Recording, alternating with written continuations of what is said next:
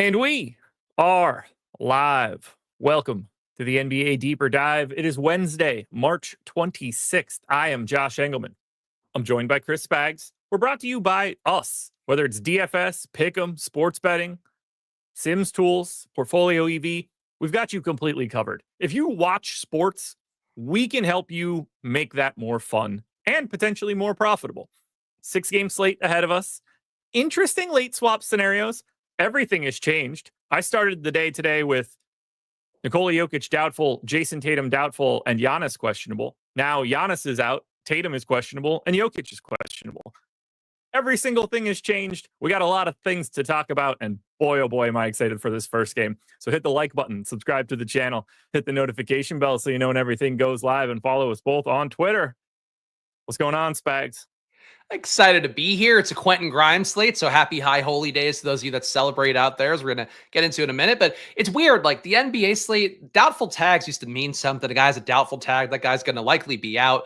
Not a lot of upgrading. Today we have two of them in one day where guys start as doubtful and now they're updating or upgrading rather their status. And maybe they play, maybe they don't, but it's now a thing you have to change. And I think it's something with NBA that can be a bit of a stressor when you're preparing beautiful data like Josh has her on screen. But it should make for a fun NBA slate. And, I think a lot of meat on the bone for a 6-game slate that we normally have so much bigger on a Wednesday. Yeah, there are a couple spots we're going to really dig in. There's value in weird places. The pay-up situation is in flux with Jokic and Tatum being the late games. It's a fun slate. I'm excited for it. And we've got this show. We've got Live Before Lock at 6 with Greg and Eric. They're going for an hour. Greg and I will be on playback. We've got 3 games locking at 7:30. So that first half hour is going to be pretty eventful. You're going to want to be there for it. But we're going to start it off with a game that you definitely wouldn't want to be there for live. The Washington Wizards are 3.5-point underdogs in Philly, 230.5 total. Woof, man. Tank-tastic game here. And the next one we talk about also incredibly tank-tastic.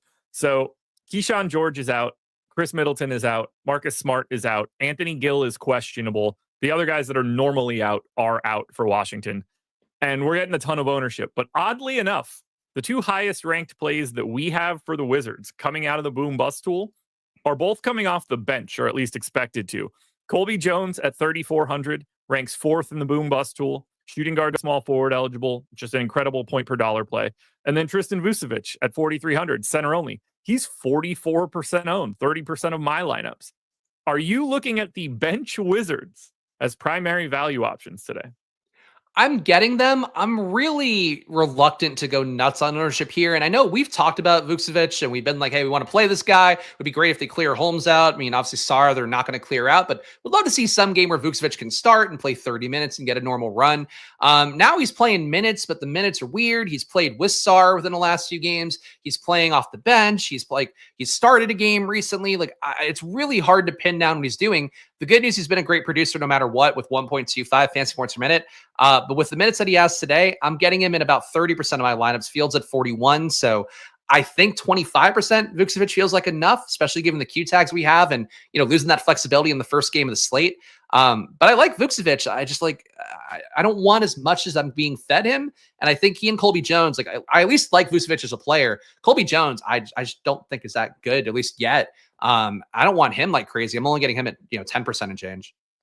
Well, I have 47 of Colby Jones because I think he just fits lineups today. The position, the price, tough to navigate for right now. That could change. He's a linchpin to things that we don't necessarily know exist. He's the way to get. I have 23% Jokic. If you're going to get to 23% Jokic, you're doing that by paying down somewhere. I have 40% of Luka. I have 45 of LeBron. So to get to that range, it's just bringing me Colby Jones. And I'm cool with that. That's fine. I'm cool. The value's all right. The minutes have been there. I'm not super worried. I'm a little lighter on Vucevic. I only have 32%, but still, we're talking about 2 guys from the Wizards bench that are in 30% of my lineups. I just don't have anything negative to say. All of our data backs it up. Yeah, no, I'm with you. I mean, even Sar, I think, is an interesting play. I have him at about 35% right now. Minutes do worry me a little bit because he's not regularly playing fourth quarter stints, but he's produced in some of the smaller groups for Washington. And I had to really be careful about his rates because there's one group where if you take everybody's not available today off, he's put up 1.6 fantasy points per minute and 33% usage. And he's shown some real ceiling when the team is depleted. So I think he's an interesting play as well. But I really just, in my perfect world, would be closer to the field and all these guys, not really over on any of them, because I think there's a pretty decent shot at all their ownership. H.A. Johnson as well. I feel like you could get left holding the bag with any of these guys pretty easily, again, especially with them being the first game on the slate. Because what if you get all the Nuggets out? What if you get Porter Jr., Gordon, and Jokic out? There's weird things that could happen that I don't know you want to die on the hill of a ton of Wizards in the first game. Yeah, unfortunately, I'm dying on the hill of a ton of Wizards in the first game, and I tried to not do that. But as of right now, they're my third most exposed team. Tons of Colby Jones, tons of Tristan Vucevic, 25% of AJ Johnson, who's 23% owned. He ranks 13th.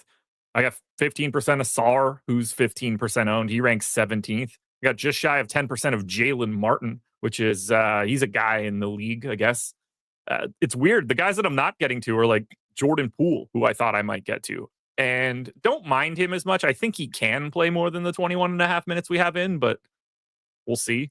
I don't have much of Champagne or Bub Carrington, but I don't think I'm going to be able to get away from the Wizards just because they're playing the Sixers. These guys are going to play the 240 minutes, and I assume guys like Colby Jones are just going to get them no matter what. I don't know why he'd be the guy that would get hurt here. It's a pretty full rotation. I think even with the guys out is the one thing I would say. Total's pretty good at 113 and change for Washington. That's towards their upper band where they're getting total wise. But you have 11 guys getting minutes, assuming Holmes gets a few. It's I think that's the one thing for me. If you had Colby Jones in with no Pool and we're talking a really depleted group, I think I'd be there more. But it's a ton of ownership for, I think, mostly full health groups just because Keyshawn George is out basically. Now, on the FanDuel side, these guys are equally as interesting. 40% ownership coming into Tristan Vucevic. He's 4,700 and gets power forward eligibility. Not surprised that he's getting his love there. Sar's 20%. AJ Johnson's 20%. Colby Jones, not as interesting. 3,800 shooting guard only. So he ranks 12th. He's 13% owned, but not the same play. Honestly, FanDuel's kind of saying that he's a little under-owned. And then Bub Carrington actually getting some love on the FanDuel side at about 20%. So they've got 5 guys in the top 22 in our data on the FanDuel end, and it's basically the same thing on the DraftKings side. It's a lot of Wizards. I don't love it on this slate and locking it in at 7, but I think the value is there. I mean, Philadelphia playing up with everybody lately too. So if you really want to talk yourself into it, Washington putting up 130 here based on just what Philadelphia is doing and not doing defensively right now, just wouldn't be crazy either. Well, then let's talk about the Philly side. I think you and I might have a back and forth.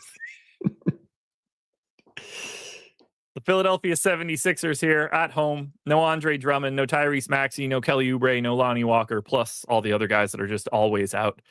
Highest owned guy for the Sixers on DraftKings, 20% to Justin Edwards. He ranks 22nd, 12% optimal. Probably a hair over owned. I only got to 6%. Let's just start there. How do you feel about the most owned guy on Philly, Justin Edwards?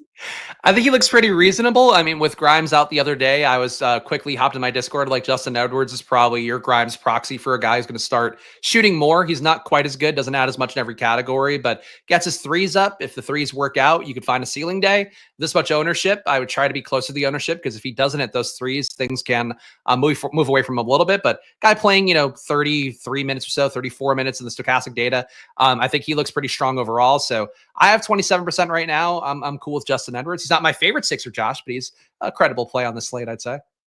Yeah, I don't mind him. I'm not I don't have a reason that I'm under on him or anything other than just our data looks like he has a slightly lower optimal, but you want to do this? Oh, I'm dying to. Okay.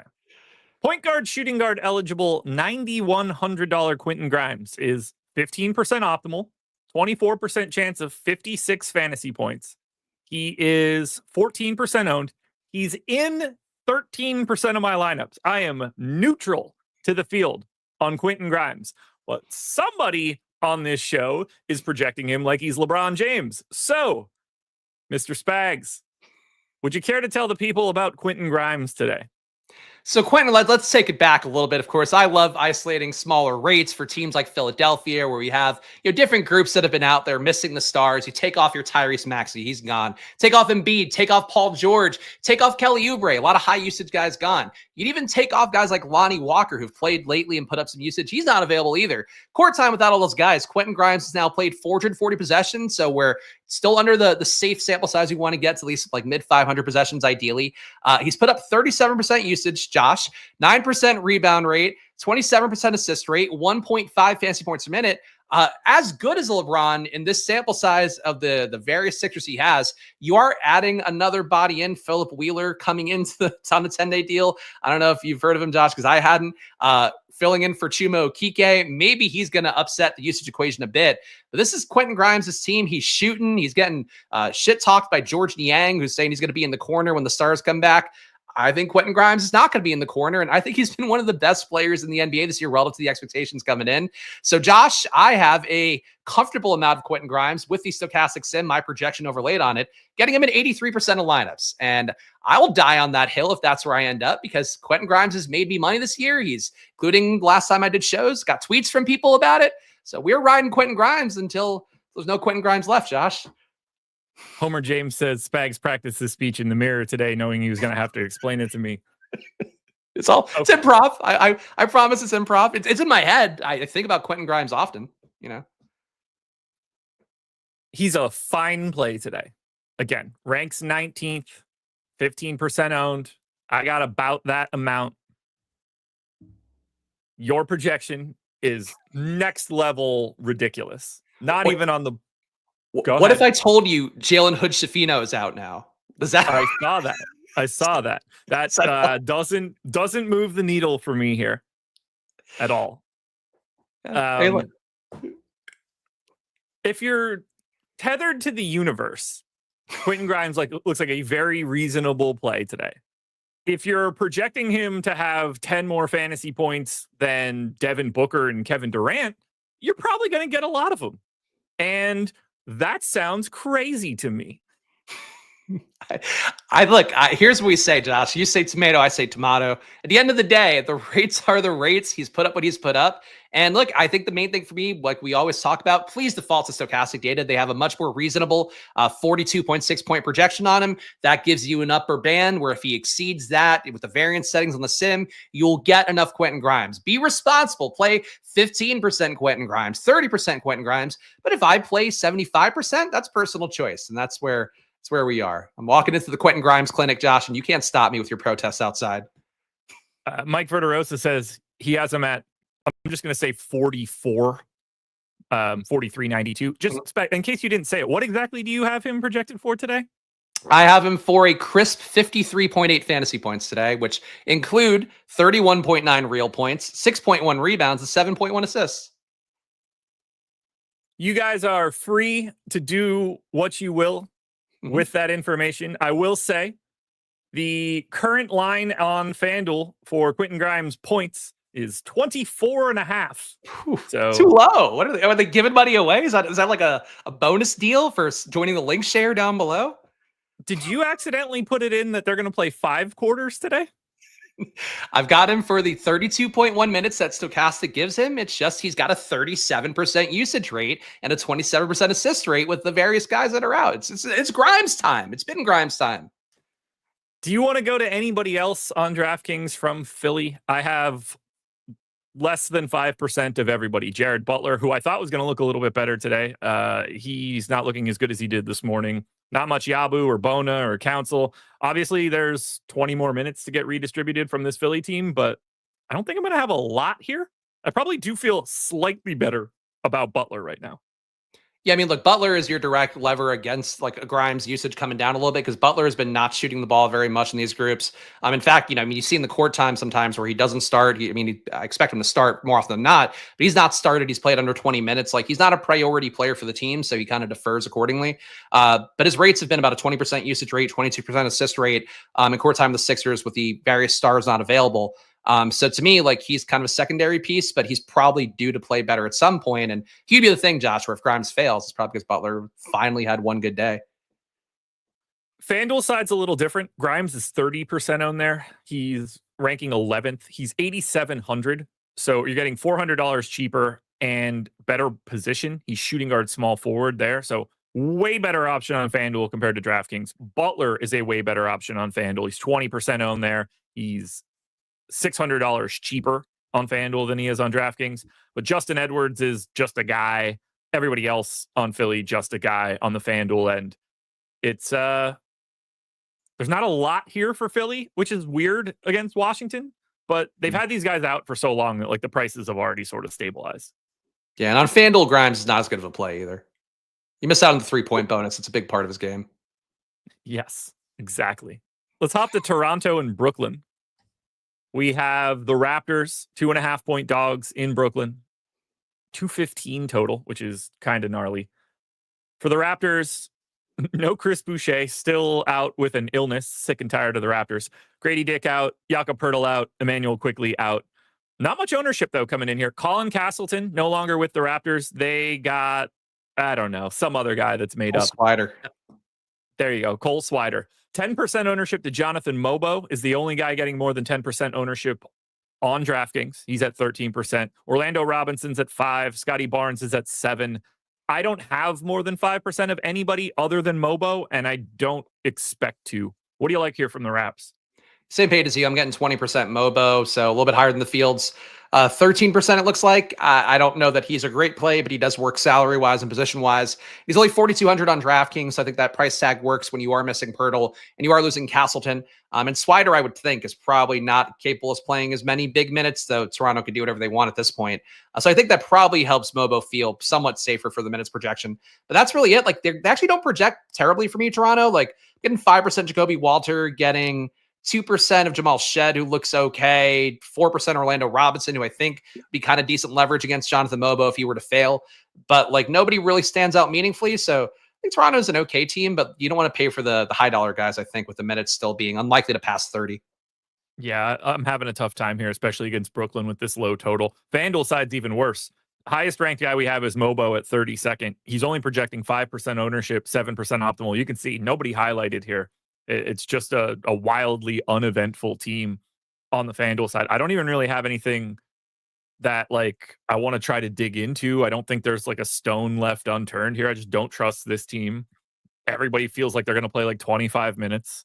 So yeah, I'll probably rely on somebody like Jonathan Mobo because I could at least put him in at power forward and I'm not locking in any sort of weird positionality. But this is just not a priority team for today's slate. They don't have a ton of ownership. They're one of the lower owned teams of the day. And I think every bit of that makes sense. Yeah, it's a weird situation when you have the stars playing like not their full minutes and you still have enough rotation of like bum guys. Either you kind of don't get it good on either side, really. Well, then we'll look at the Brooklyn end because they look significantly better. They have some guys out as well. Cam Johnson out for rest. Day'Ron Sharpe out for injury purposes. So a little bit shorthanded. I think they have 10 guys. The most popular of which is another bench option today. Trendon Watford, 4,600, power forward, center eligible. We have him ranked second now in the Boom Bust tool. Things have changed on the Milwaukee side. 48% optimal, 47% owned, 49% of my lineups.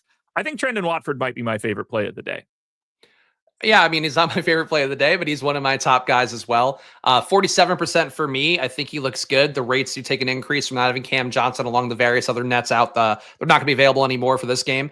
But I have him at about 26% usage in that smaller group, 28% assist rate. And he does kind of become a secondary ball handler for whenever minutes Russell isn't out there. So I think he looks good. The price tag looks good. Wish it were like small forward, power forward instead of a power forward center, but I think that works well enough.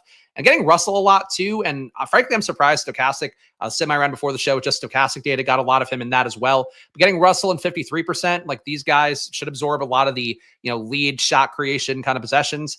And I think they both look good. And I have pretty big stands on both of them. I don't feel great about the upper minutes band. I don't know if you feel any differently about that, Josh, but I feel like these guys getting above 30 seems very unlikely. But their price tags work pretty well if they are going to play 25 to 28 in that range.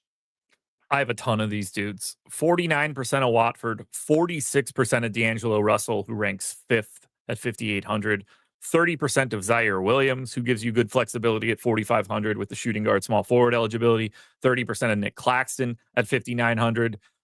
I don't know if it affects his minutes that Day'Ron Sharp's not around because they have Noah Clowney, they have Trendon Watford. So like it shouldn't matter, but in theory, it can only be better that he's not around. Like he could pick up additional run at center. So I'm happy to get to Claxton.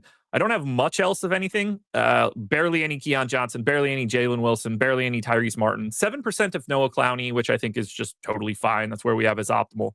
I don't really see a path to not having a lot of Russell, Williams, Claxton, and Watford. I think they deserve all of their ownership. And to a degree, I like them even more than they're owned. Yeah, I'm on the same page as you. Like, I really don't love the total for Brooklyn. Don't normally love, the situation they're in with low pace. They are gaining about 3 possessions here too, so maybe that helps them out a little bit more. And it is a short enough rotation at this point that I think there's guys we're taking shots on. So yeah, definitely doesn't feel great to have a ton of Brooklyn on a slate, just knowing the upper band of minutes isn't going to be there, but you kind of have to take the shot tonight. Same story on FanDuel for Watford, 4,800, power forward, center eligible, ranks third. You're not dodging him there. Claxton still fine on FanDuel, same $5,900 price tag. Only one center, but ranks 10th.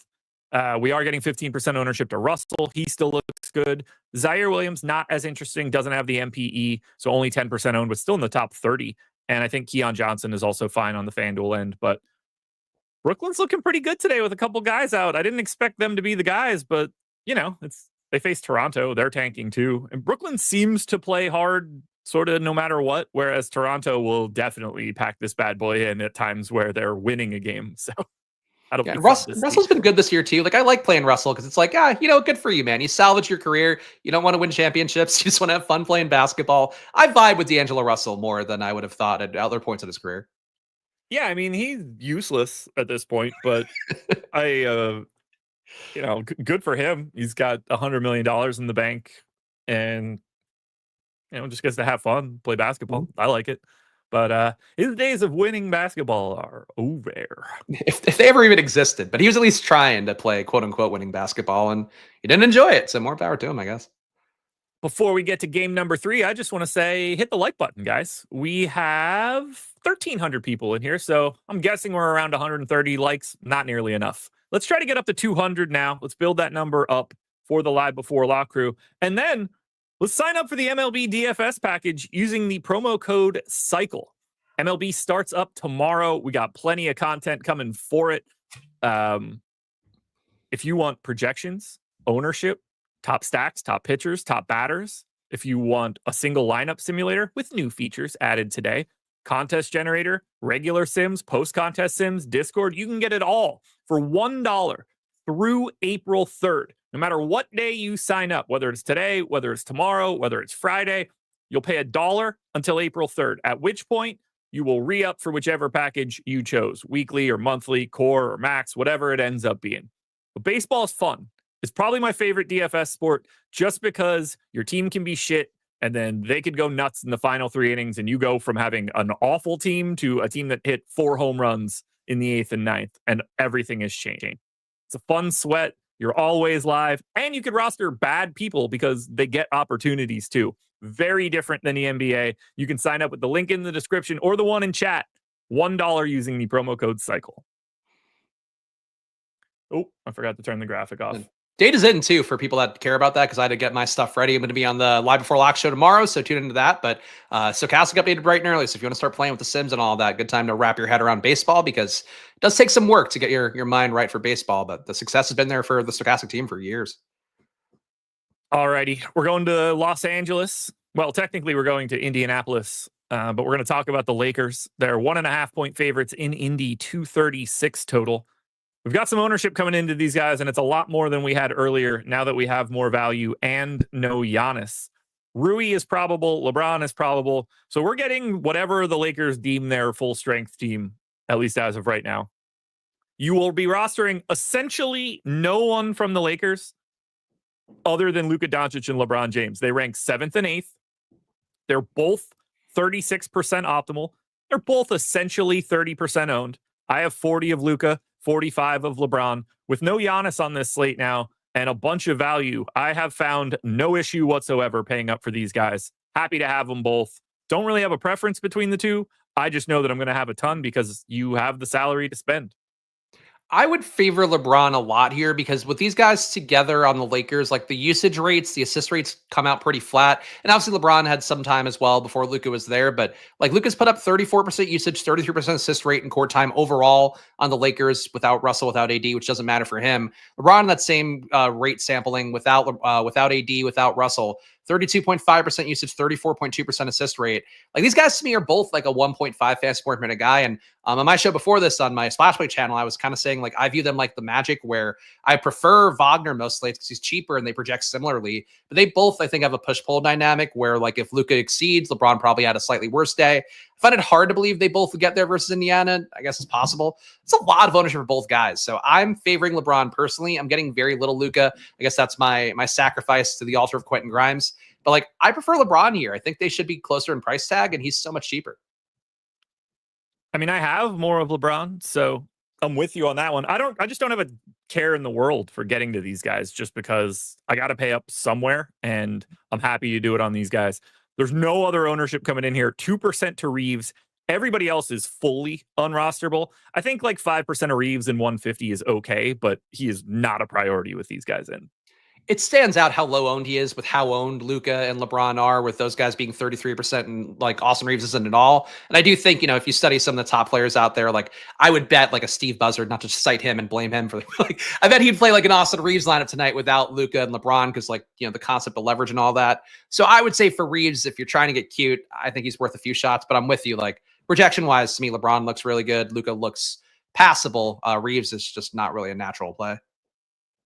Now, on the FanDuel side, Luka and LeBron are even better. LeBron is only 9,400. He ranks second. He's 57% owned. Luka's 11,600. He ranks fourth.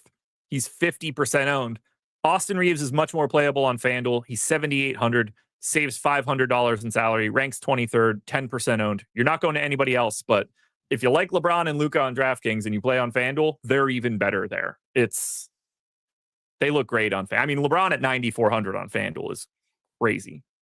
Yeah, agreed. You probably still have Quentin Grimes projected better than him, right? No, I do have LeBron above Quentin Grimes on FanDuel, I believe, straight up. I don't buy it. I don't buy it at all. Hey, for my projection, Josh, you can see all of them for yourself. That seems like malarkey. Pacers defense has been elite as of late. Fade, they are dead neutral for the past 2.5 months. It was worse then, but yeah, they're not even above average. Anyway, let's talk Pacers. This one's going to be pretty easy. They don't have anybody in their injury report. We are getting 20% ownership to Tyrese Halliburton. We're getting 10 to Pascal Siakam, 10 to Miles Turner. Nothing to anybody else. How do you feel about Halliburton here at 8,400? Because we have him 17% optimal, 21% owned, ranks 15th. I only got to 11%. Yeah, I don't very often get Halliburton too much when the Pacers are full go. I'm getting him at 5% today. He's kind of the Mr. Glass to the Quentin Grimes is Bruce Wilson Unbreakable, where that's how my projections work. There's an inverse play there. I like the matchup for Halliburton. I think same thing as Minnesota the other day, where competitive game, home game as well, hasn't hurt Halliburton either. That's the kind of spots where I tend to think he hits a ceiling more. Not a bad total for Indiana as well, with 117.5 implied. So I get the ownership. I think I might boost my exposure a little bit more, give an ROI boost just to get a little bit more of Halliburton, because I don't like being underexposed when I kind of see these Halliburton spots coming. But if you could put up, 50 plus, did he hit 60 last game versus Minnesota? Like if you could put up that much, you could do that versus the Lakers too. So I have no issue with Halliburton. It's just a lot of ownership for him, I think. It is quite a bit of ownership, and I'm happy. I'm okay being light here. If I'm going to have so much LeBron and Luka, I've got Tatum, I've got Jokic, so I'm just getting other pay-ups. And then I'm right with the field on Siakam and Turner. I just don't have like much of a takeaway for the Pacers. Play their 3 best players if you want. They're fine, I guess. I don't know. Yeah. They're a weird team to look at because everybody's in. Like it's really hard for them to separate given how many teams we have that just don't have bodies today. Yeah, they're priced for like every bit of their projection, and I would say a little bit more than it. But they keep getting competitive games, and like they play with enough pace. Like they hit more often than it feels like they should based off projection. So really, I wouldn't critique anybody that wants to play Pacers honestly every night, basically. All right. On the FanDuel end for the Pacers, it's mostly the same thing. Nembhard getting a little bit more love, but Siakam is ranked. He's 20% owned. Halliburton is ranked. He's 20% owned. Siakam is ranked. He's 15% owned. But Nembhard gets a little bit more love, and Miles Turner is not as interesting. Yeah. 3 games up. We got 3 more to go. We're at the midway point. Man, I am pacing this show out perfect. Let's talk LA Clippers and New York Knicks. Clippers are 4.5-point favorites in New York. We have a 218 total here. Tough spot for the Clips. Tough spot for the Knicks against this Clippers defense. Clippers have a Q tag on James Harden, which will be pretty important. But if he's in, 10% ownership to Harden, 10 to Kawhi, 5 to Zoo, none to anybody else. What are you doing with the Clippers here for right now? I'm getting 8% Harden. That's basically the biggest stand I have. 3% of Kawhi, 3% of Zubac. I wrote a pardon for the DK network today, just talking about kind of the ifs and if he doesn't play. Like, there's definitely some EV out there, in particular in the betting markets for Norman Powell's lines, which would make me think, like, when you see that much EV, I would assume Harden plays. And if he does play, like, I don't think there's a whole lot here. And the historical James Harden strip club index, being in New York, probably not great for him, given the quality of a place he can go to there. But I don't think anything looks great. The New York side, I'm more interested in. Like, I feel like getting Clippers if you are going to get some Knicks, with them being, obviously short Brunson, short McBride, short couple of the key rotation guys. I think getting more Clippers would make sense. But unless Harden's out, like, I just don't see this being like a must-have spot. Now, if we lose Harden, though, I'm guessing Chris Dunn is going to become a bit of a priority at 3,900. Bogdan Bogdanovic at 4,800 probably gets a bit of a bump. Someone else probably gets something. Kawhi will look better. Norm Powell could potentially look a little bit better. So that Harden news is really important because they go from wildly uninteresting to, oh shit, we got to pay attention to the Clippers today. Mm-hmm. FanDuel side, basically the same scenario. They look a little bit better. Harden's 20% owned. Kawhi's 15. Zoo is 13. You're not getting to anybody else on the FanDuel side. But again, all of this hangs on the Harden news because Zoo and Kawhi will look better. Someone else will pull some value, but we need that news. But the takeaway for the Clippers is only pay attention to Harden, Leonard, and Zubac and just wash your hands of it until we get any news. Yep. Now the Knicks side, we're doing this one again. I'm sure everybody's super stoked after yesterday. Q-tag, Dottier and McCullough. So don't make a note of that. That will not matter, or at least it better not matter. No Jalen Brunson, no Miles McBride. 22% ownership to $4,600 point guard, shooting guard, Cam Payne. We have him 24% optimal. He's in 26% of my lineups. I assume you're coming back on the Cam train. Getting him a little bit today, not as much as yesterday, getting about 17%, which I'm fine with. I do think, the buying when there's blood in the streets after the guy busted as chalk and he was like 60% owned in some of the tournaments that I was in yesterday. Like, I think that makes a perfect amount of sense here. I am still more team Cat. I know you were team Cat yesterday. I was very big on him. Some of the stuff with him with McBride and Brunson off the court, the rates, like he consolidates usage. Saw that going into yesterday's game, played a ton of Towns. He ended up being one of the big saving graces of my night yesterday, especially with stupid Schroeder and some of the other chalk out there not doing quite as well. But I think he looks good in the spot. I'm getting him in actually 40% of my lineups right now. So that is where some of my non-Luka money is going. I'm getting Towns more. Worry a little bit about the back-to-back. Worry a little bit about Mitchell Robinson being in for him. But Towns has been a great producer, averaging about 1.6 fantasy points per minute with Brunson and McBride off the court. Seems to get more usage, gets up to about 36% usage with those guys off. Could stabilize, and you could see more Hart and Anunoby like he did yesterday. But I like Towns. Like, I think Towns, when he gets any opportunity to just kind of touch the ball every time, I think he does play pretty well. I like Towns. I'd like to get a little bit more at 10K, but I only have 10%. At least it's a tougher matchup. Like, you don't want to run into Zoo yesterday against Kai Jones and Dwight Powell is going to look a little bit better on paper for sure. But I would happily take more Towns. I just have other guys. I'd love to be able to get more Towns at the expense of the Jokic that I have if that could break, but who the hell knows? And then, I'm neutral to the field on Cam Payne. I only have 5% of Josh Hart, which I feel like when I have him, he's never himself. When I don't have him, he is himself. I wouldn't care at all if I got shares of Bridges, Hart, and Anunoby. Like, those guys are always going to be fine representation of a DFS lineup because they're just going to play a ton. But my focus is really just Payne and Towns for the most part. And then on FanDuel, Towns at 9,800. Oddly enough, only 7% owned. Kind of like him on the FanDuel side as like a contrarian center option. Only 10% ownership to Hart. Cam Payne's more expensive, so he's about 10% owned. The Knicks side looks a lot worse on FanDuel than they do on DraftKings. So you're not going to have the same sort of priorities in the same way that, like, I'm just happy Cam Payne's price isn't problematic today. And he's just like a fine play and not, oh my God, we got to have 60% of campaign again. Yeah, I'm with you on that. I'd cape for Towns a little bit on FanDuel as well because I think he fits pretty well with the price tag being a little bit lower. But yeah, I'm in on Towns. I do think there's a little more risk to Towns today, just given the matchup like Josh mentioned and the fact that it is a back-to-back and the total is not great for New York. But yeah, Towns has been a killer for whatever reason. Take McBride off and just get the point guard handing him the ball a little bit more, and seems like it flows better for him. I wonder if they put Kawhi on Towns. That'd be fun. They probably do, right? I mean, at this point with Kawhi's defense, 112 defensive rating this year. He's been a worse defender than Zubac. I don't know. Keep Zubac on him. Yeah, but, you want to keep Zoo closer to the basket, Towns spacing the floor. Like, you could see it. Yeah, Kawhi's just not the same. Kawhi, who else is he going to guard? He doesn't have to guard OG Anunoby, Josh Hart, Mikal Bridges, or Campaign. So, try to shut him down. Maybe. I just don't think they want to expend Kawhi too much. Like they've been pushing him with minutes already, but why? I don't know. It seems like he's had a lot of easy street kind of plays this year in general. I don't know. Anything else for the Knicks? No. I mean, just a lot of Towns, good amount of Bridges, or good amount of Payne rather. Getting Hart 15% too. I think Hart plays well in some situations. Obviously, yesterday or would be one of those times. But yeah, I don't know. I like the Knicks more than I feel like I should, given the total not being that great. All right. I think we're going to talk about some people here. The Milwaukee Bucks are 10.5 point underdogs in Denver, 224 total. And Damian Lillard is out for the rest of the year and hopefully not for the rest of his life.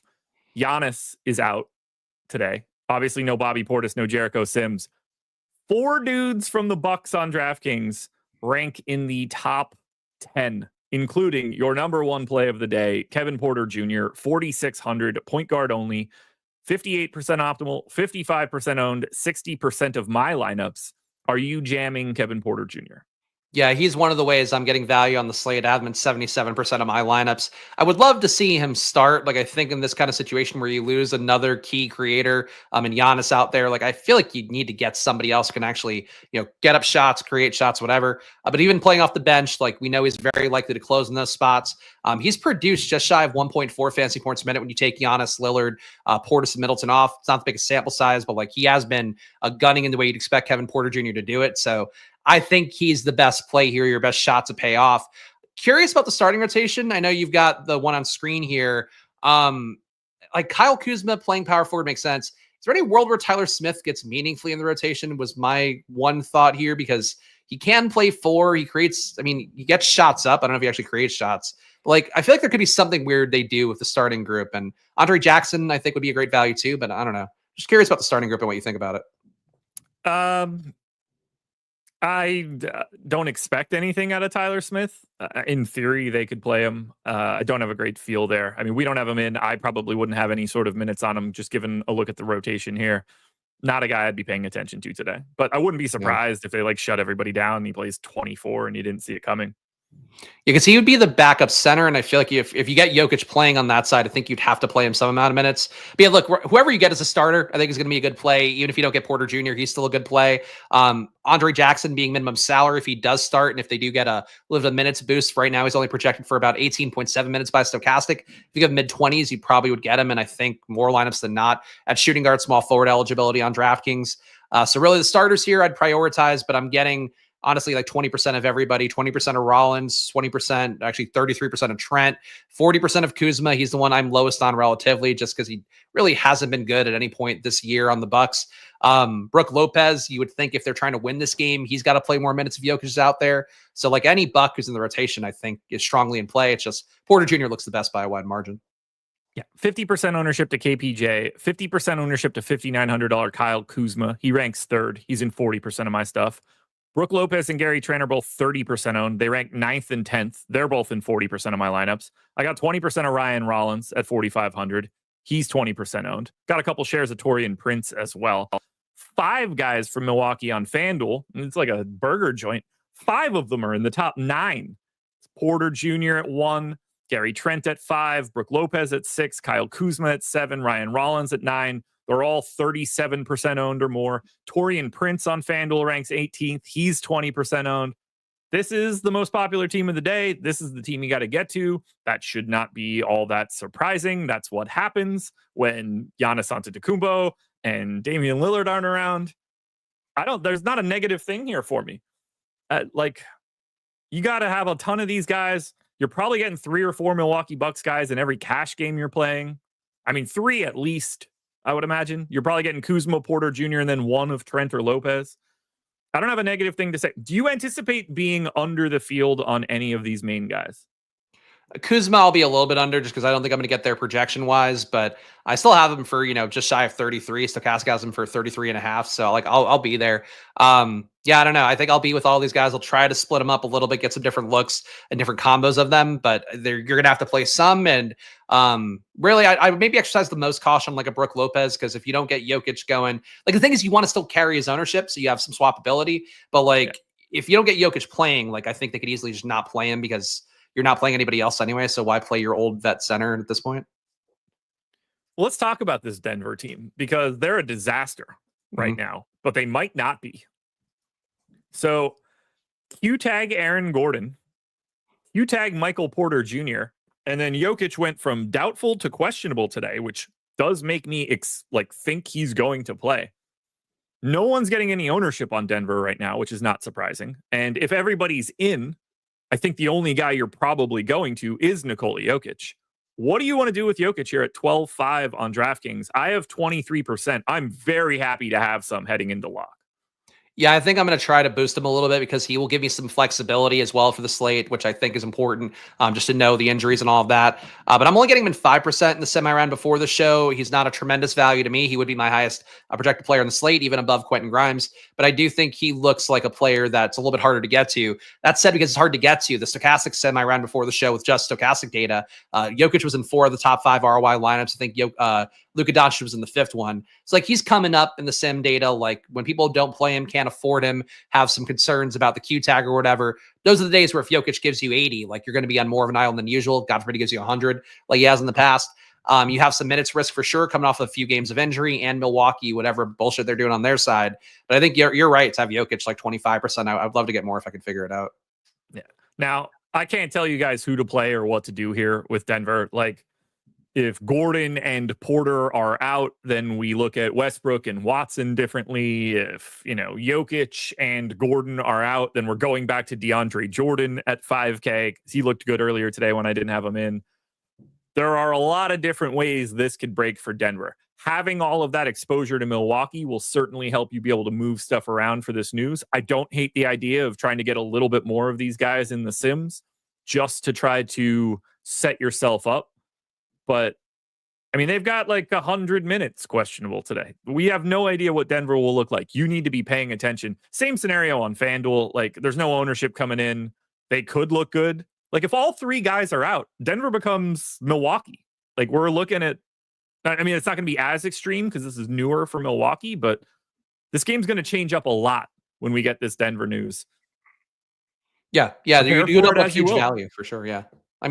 That's the price tags for Murray and Westbrook, I think, are there, but Peyton Watson, DeAndre Jordan. Jordan, they press up enough, but there's going to be enough upside here, I think, no matter what, if you get even one of these guys out or Jokic +1, especially. So yeah, really important game. And I'm with you. I think trying to bump the amount of exposure you have to this game and the other game, the Boston game, just keep some swappability because it's important for both sides.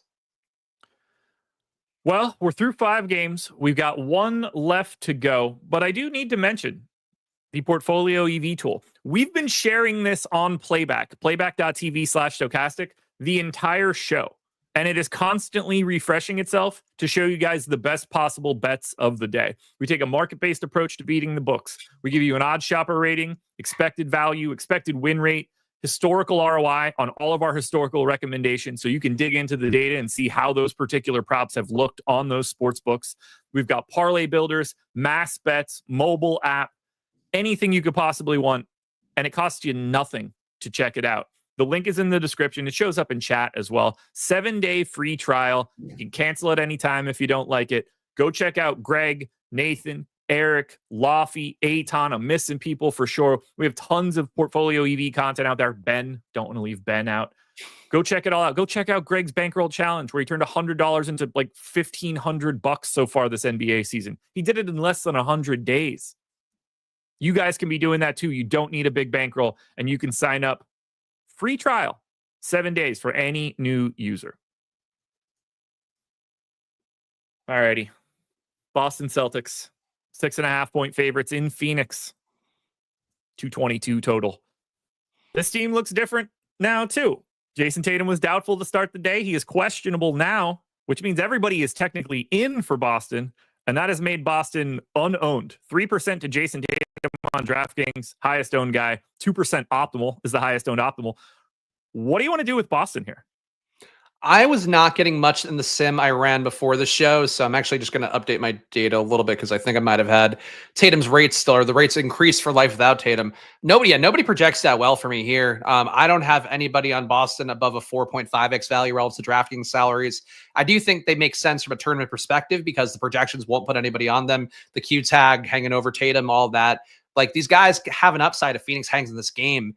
But they are priced like in between, where it seems like they're priced for no Tatum here. Tatum did leave last game early, and sometimes the algorithm does adjust a little bit more. But Tatum himself is also expensive, so there wasn't really any kind of drop there either. I could absolutely see a Celtic winning a tournament tonight. I just don't know which one it would be because they don't project even close to playable to me. Now, I got one share Tatum and one share Porzingis. And like, if Tatum ends up out, I'm not even sure we get to that much Boston to begin with. Like, yeah, Derek White and Drew Holiday and Jaylen Brown will all look a little bit better, but I'm not so sure they're going to look great either. I don't know how to set this one up. Like, I would like to get a little Tatum for late swap purposes. You can move it around in the Denver game, but I have 2% of Boston right now. I mean, it's crazy to me that like Derek White is 8,100 in general, but like he would need Brown and Tatum to be out to get there. I mean, Pritchard is closer to playable, but he's still over 6K on DraftKings, and Holiday hasn't been good this year. He's only averaged 0.8 fantasy points per minute, and he's also like 6K. So like they're priced for like a world where I don't even think it exists based on how they've played lately. FanDuel side is slightly different. Jaylen Brown's 10% owned, Tatum's 10% owned, Porzingis is 10% owned. Seems about right. They're 11, 9, and 15% optimal. So I don't know. Fine there. A little bit more late swappability on the FanDuel end, but I think Boston's really difficult to get to. I mean, like, how do you get to Jaylen Brown if you have Quentin Grimes projected for 75 fantasy points? No, I mean, look, I have him better than Jaylen Brown by 15, and sure, that seems crazy, but Tatum's in, so it doesn't seem that crazy when you think about it. Anything else you want to touch on here for Boston? No, I mean, again, this to me feels like the Indiana game where it's like the projections aren't there, but like, it's probably going to be 4 quarters of this team. Maybe at some point, even the high usage guys going head to head when it matters the most. And it's like, I feel that with this game. I just don't see it with the total and Tatum. If he's in, if Tatum's out, then the shots get a little bit easier. But even then, these guys aren't priced like they would be must plays as they've been in previous times. Like, but Tatum's been out before. Brown's been 8K and he's 9K today. It's not the same thing. The final team that we'll take a look at here is going to be the Phoenix Suns. No Bradley Beal. 10% ownership to Booker. 10% ownership to Durant. But I'm guessing you have 0. That 9K range is slightly taken up by someone else. I've got 5% of Durant, 5% of Booker. They're at about 10% and change. So that's good. Look, shave a little bit off, give it where the projection's pushing you to. That's what I'm doing today. But yeah, not a lot of Durant and Booker. These guys just don't gain enough for me for not having Beal on the court. Certainly do increase a little bit in terms of the usage with both guys above 30% safely. But yeah, they're not priority plays to me. I think Nick Richards is close to playable on DraftKings. I think Gillespie as a value, he hasn't done much with the minutes he's had, but he's actually been okay when not with the starting high usage groups. So maybe one day he could spike again.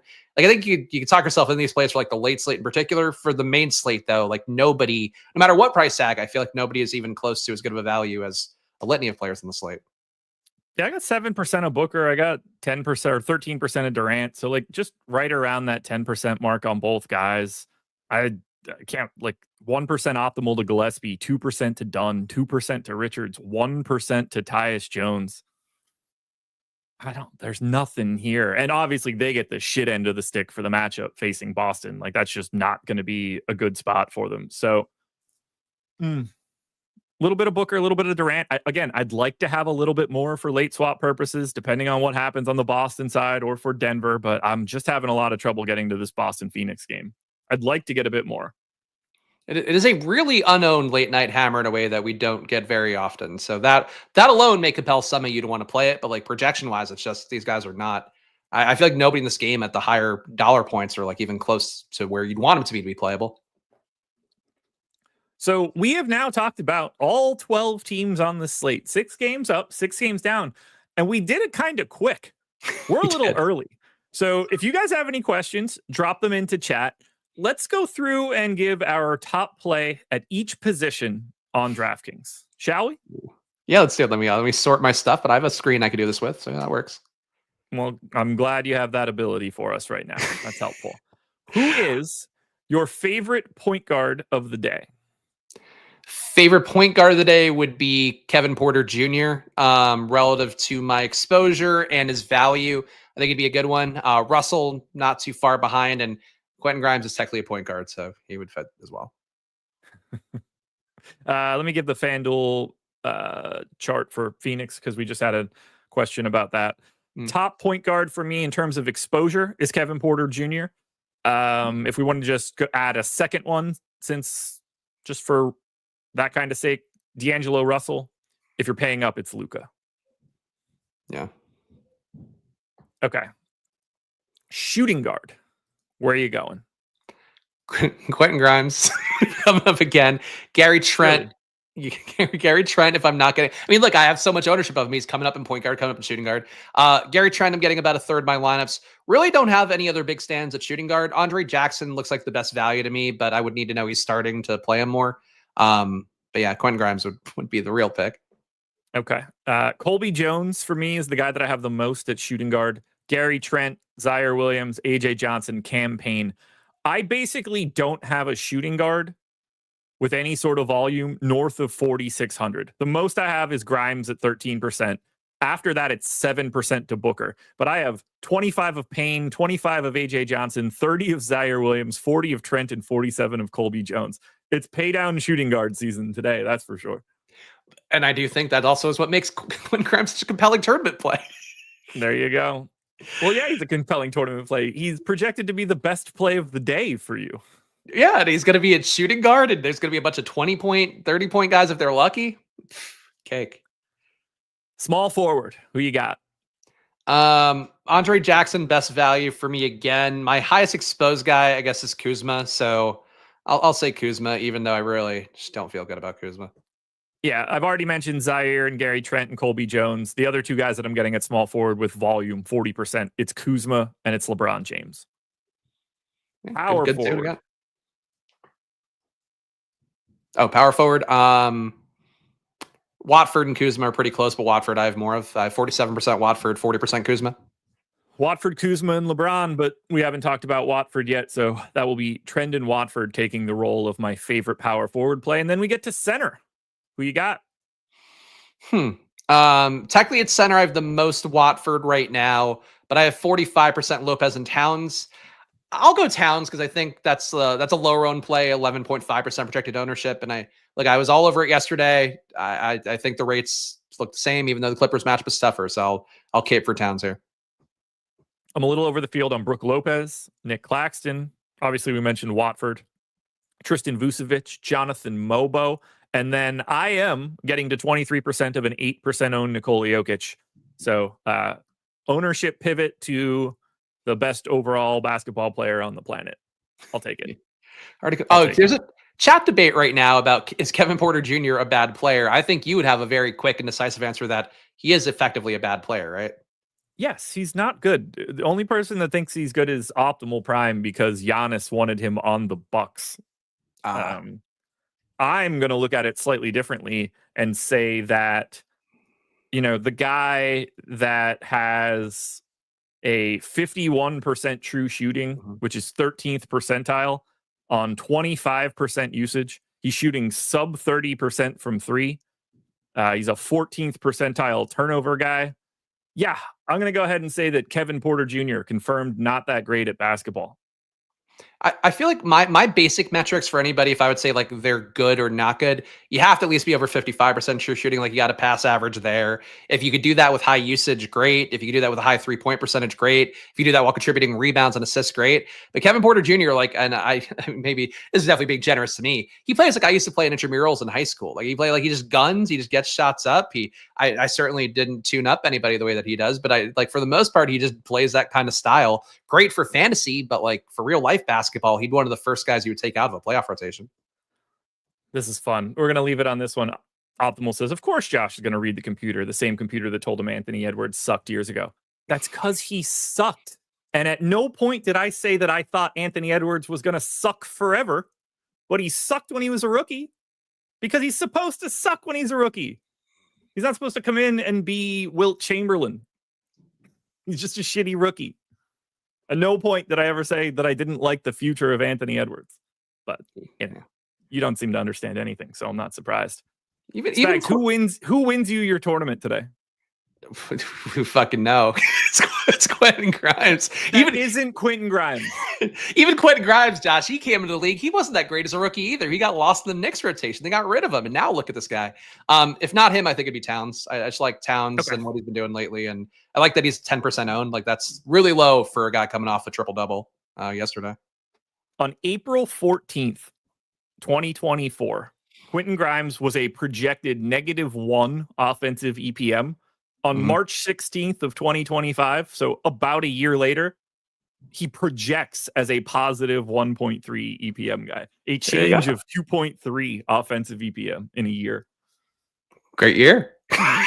He's been really good, man. He's been like, and I think I'm certainly have some like clinging to priors with it because I was really early on Grimes and he was on Dallas and there was nobody left. I'm like, why is Grimes popping so? I kept playing Grimes on every fucking slate. You get his minutes jerked around, but it is nice. And I think that's the flip side of it where Josh, you come in often pessimistic, justifiably for a lot of guys. When you come in with optimism and you let these guys in your heart, you see them blossom. Like Quentin Grimes is going to get paid 9 figures on a restricted free agent deal this year. And I want to be on the right side of history.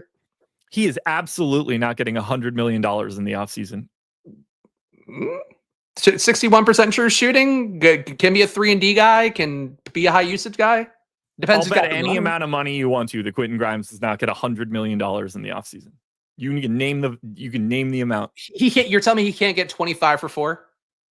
He will not get 25 for 4. No. Who's giving it to him? I'd love to hear that answer. See, I'm not the strongest on cap space. That's where I don't want to overcommit to it. But I think with the average value he's created here and shown for like, that's why I think George Niang's an asshole. It's like, he's not George Niang anymore. He's now a tier above George Niang by a wide margin. Your best bet is going to be 4 years at the full mid level. Otherwise, no one's giving him $100 million because no one can. I mean, he's certainly not getting it from Philadelphia. No, they can't afford it. But there's got to be somebody who's going to have money to go around, and you pay a guy like Grimes who's young and can like fit in different looks. I don't know. You know who has the cap room to get him? The Detroit Pistons, who already traded him. Yeah. I mean, they shouldn't have done that. Neither should Dallas. He's probably going to end up signing a contract that is a value contract because there's just not the right amount of money out there for him. But $100 million is not on the table. All right. I'm holding out hope for him. I think he's earned it. Get somebody, give him a poison pill deal. 25 for 4, 20 for 5 even. Let's get him to 100 mil. He deserves it. In a different year, I think it's on the table. He's functionally not going to be able to do that. Yeah, I think you're right. I just like the cap space stuff is definitely not one of my most intensive areas. So I trust your word on it, even though even though you are a hater. I think we can all agree. McDaniels got $100 million. Why can't Grimes? Well, people would want to have McDaniels more than Grimes, but even aside from that, that was an extension with his own team. So they gave him whatever they could. The Philadelphia 76ers will be giving him nothing remotely close to $20 million per year because they would not be able to do that. Yeah, they can't afford him. I mean, I think no matter what. Rui Hachimura will start on Wednesday, and you guys will start watching Live Before Lock shortly. Spags, tell the people where to find you. Follow me at Chris Spags. Check out my Quentin Grimes propaganda at Splash Play NBA every day before this stream, 4 p.m. And I'll be on the opening day MLB stream tomorrow. So it's going to be a lot of fun hopping in there again. I got my data ready. I'm good to go. And no Quentin Grimes of MLB, unfortunately. All righty, guys. Thank you for being here. Hit that like button. Live Before Lock is right now. What's up, my friends? It's DFS and Donuts. You can find me on OS Tails this MLB season. In 2024, it was my most profitable sport, 100% tracked by pick. If there's one tip I could give you for the first 30 days of the MLB season, it's target pitching props. Both the books and the sports bettors have trouble identifying the edge based on pitch counts, early season lineups. But take one step back and let's just take advantage based on the odds. Using the OddsShopper Live page right now, I already see a massive edge. Michael King, over 4.5 strikes. Minus 125 on Fliff Social Sportsbook is an elite play with a 9.2% positive expected value. Virtually every other book is around minus 160, minus 170, and then Fliff leaves it hanging there at minus 125. The first 30 days of the MLB season, you will find opportunities like this to take advantage of. Just catch the books sleeping. Sign up for Donuts Picks. I'll see you inside Discord. We'll take advantage together. Let's get paid. Hey guys, my name is Rob and I run the Lay the House RM account over on OddsShopper Tails. I specialize in MLB, NBA, and NFL sports betting content where I find trends and situations that give me an edge over the sports books.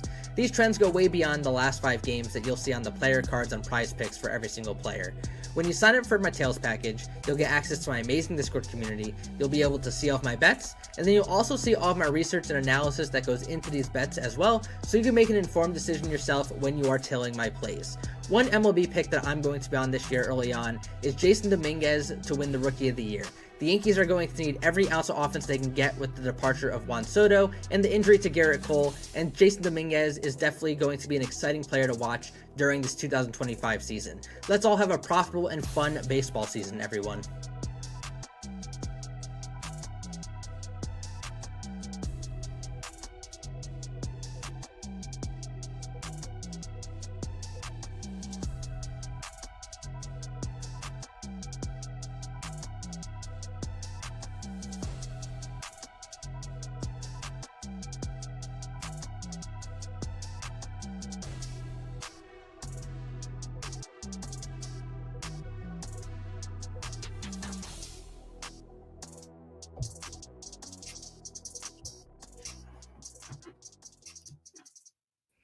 And here we go. It is time for NBA Live Before Lock. And yeah, you guys heard the little bit of Tails information in between shows. We do a baseball season starting up tomorrow, which I'm really excited about. I know Eric's going to be posting a lot of stuff in his Tails package related to baseball. I've got some projections that I've been working on, so I'm going to post some stuff into Eric's Tails package. If you guys want to check out anybody else's packages, like Mitch's from DFS and Donuts, he's got a promo going on. It is MLB free, so you get 7 days totally for free of his package. Link for Tails down below in the YouTube description box.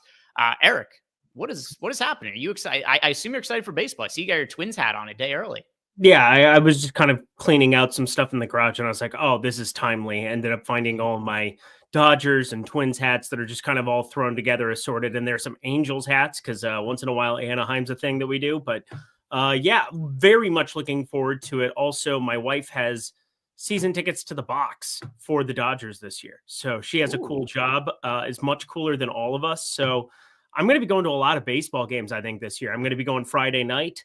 Looking forward to getting it rocking nice and early here this year. But it's going to be an incredible MLB season. And obviously the Dodgers, they are equipped to be pretty good, it would appear, yet again. So I'm excited about this baseball season in particular. Yeah, I am as well. We've got projections live on the site. Of course, you guys know we've got our dollar deal going on.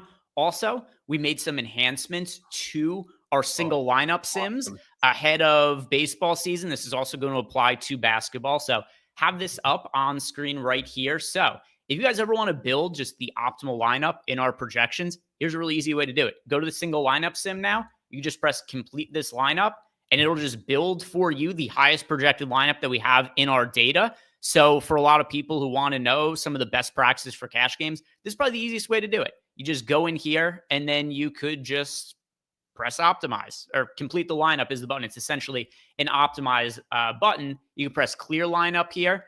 And let's say maybe you really want to play Nikola Jokic tonight, Eric.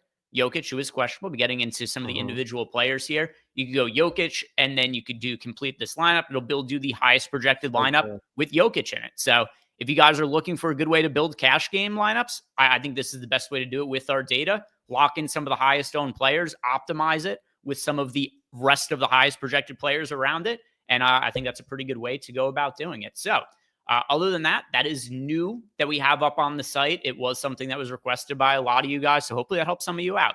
Now, Jorge accomplished his goal yesterday. Left us a super chat. Not only did he beat out Matt Bellman, he beat out a bunch of other people. Didn't quite come in first place, which I suggested Jorge try to come in first yesterday, which it did well. He came in 25th in the Millie. Not quite first, but pretty damn good. So no Millie, but 25th and beat Matt Bellman. Thanks to us, he says, looking forward to tying with me again in baseball this season, which, there was a slate, what was it, 2 years ago now, Jorge, where you and I tied for first in the main slate with the Yankee stack. I believe they were playing the A's that day.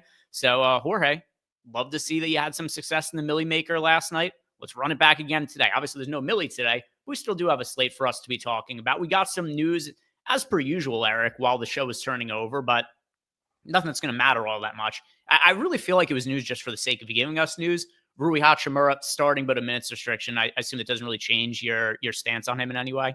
Nope, doesn't change my stance at all, but it does make me happy just to have that square covered, because I really didn't want to deal with this team. We haven't really seen a Harden list team in quite some time, since the KPJ days there. So I didn't know who was going to potentially start. I was trying to figure that out. I'm like, maybe they do a Ben Simmons for 15 minutes at the beginning of quarters. Maybe they go Patty Mills for 15 minutes in the game.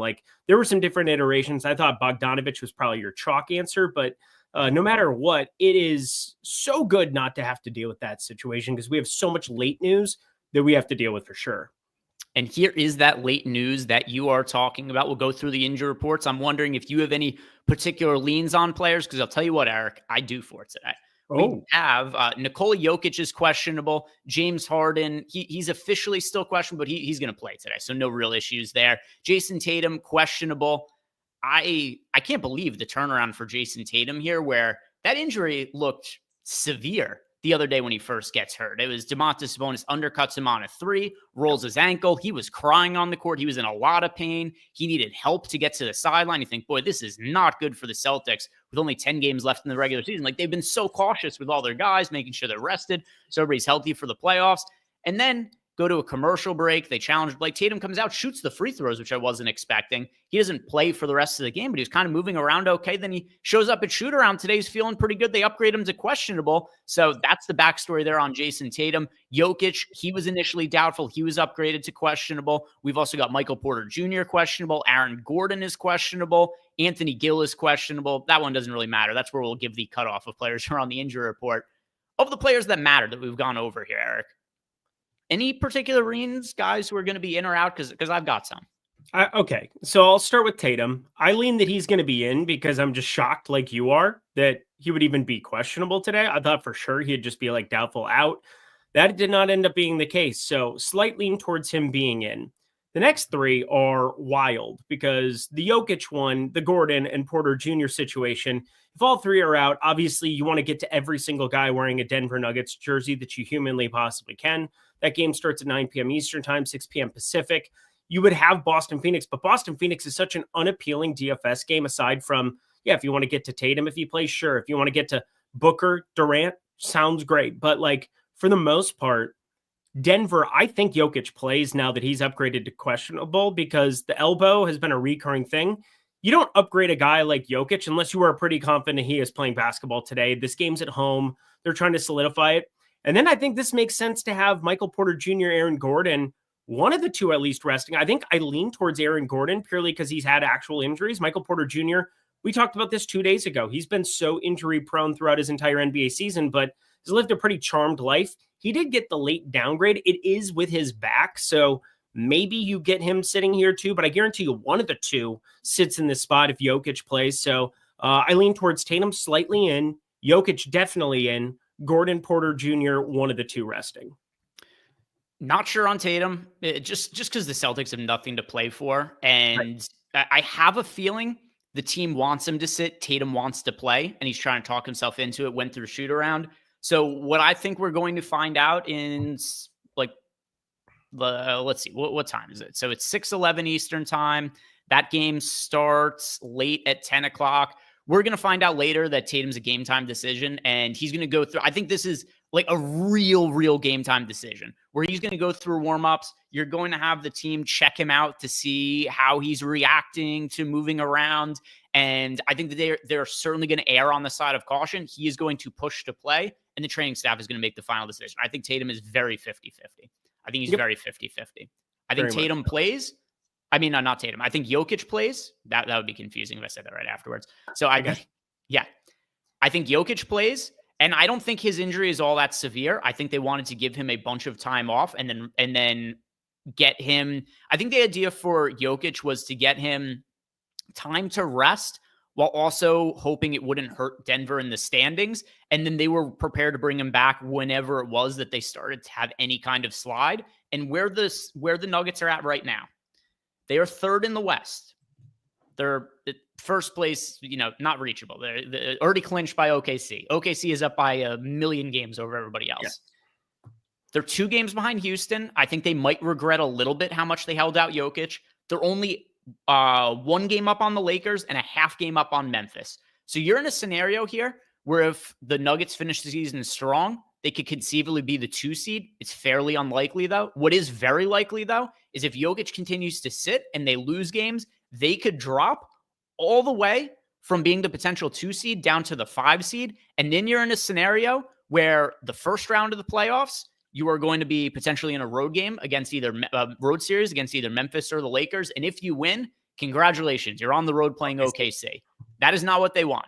What Denver and what everybody else really wants is you want to be the 2 seed or the 3 seed. So you're on the opposite side of OKC. And then you just hope that somebody else knocks them off. Maybe they're not at 100% by the time you get there. You don't want to play OKC on the road in the second round of the playoffs. So I think that if Denver would have won last night, I think Jokic sits last night. And I think that's why he was doubtful on the injury report. Mm-hmm. What happened is they lost that game last night. They've started to slide in the standings, which makes sense because their best player has been out. And in place, they've had DeAndre Jordan playing center, who's done his best. But, I mean, they've got DeAndre Jordan, like, playing point guard, if you guys have watched these games. Dribble handoff. Last game, every play, the first 6 minutes of the game, it's just DeAndre Jordan, dribble handoff, and then you hope somebody runs into him and it creates space for Jamal Murray. So incredible. I think Jokic plays today, and then I'm very confident Michael Porter Jr. sits. I would be stunned if he plays. We talked about this the other day, where we said they're giving all these guys days off. Your most injury-prone player, he's playing every day in Michael Porter Jr. It made no sense to me. So as soon as I saw him pop out the injury report, I was like, all right, he's not playing. This is the time to rest Michael Porter Jr. and you bring back Jokic.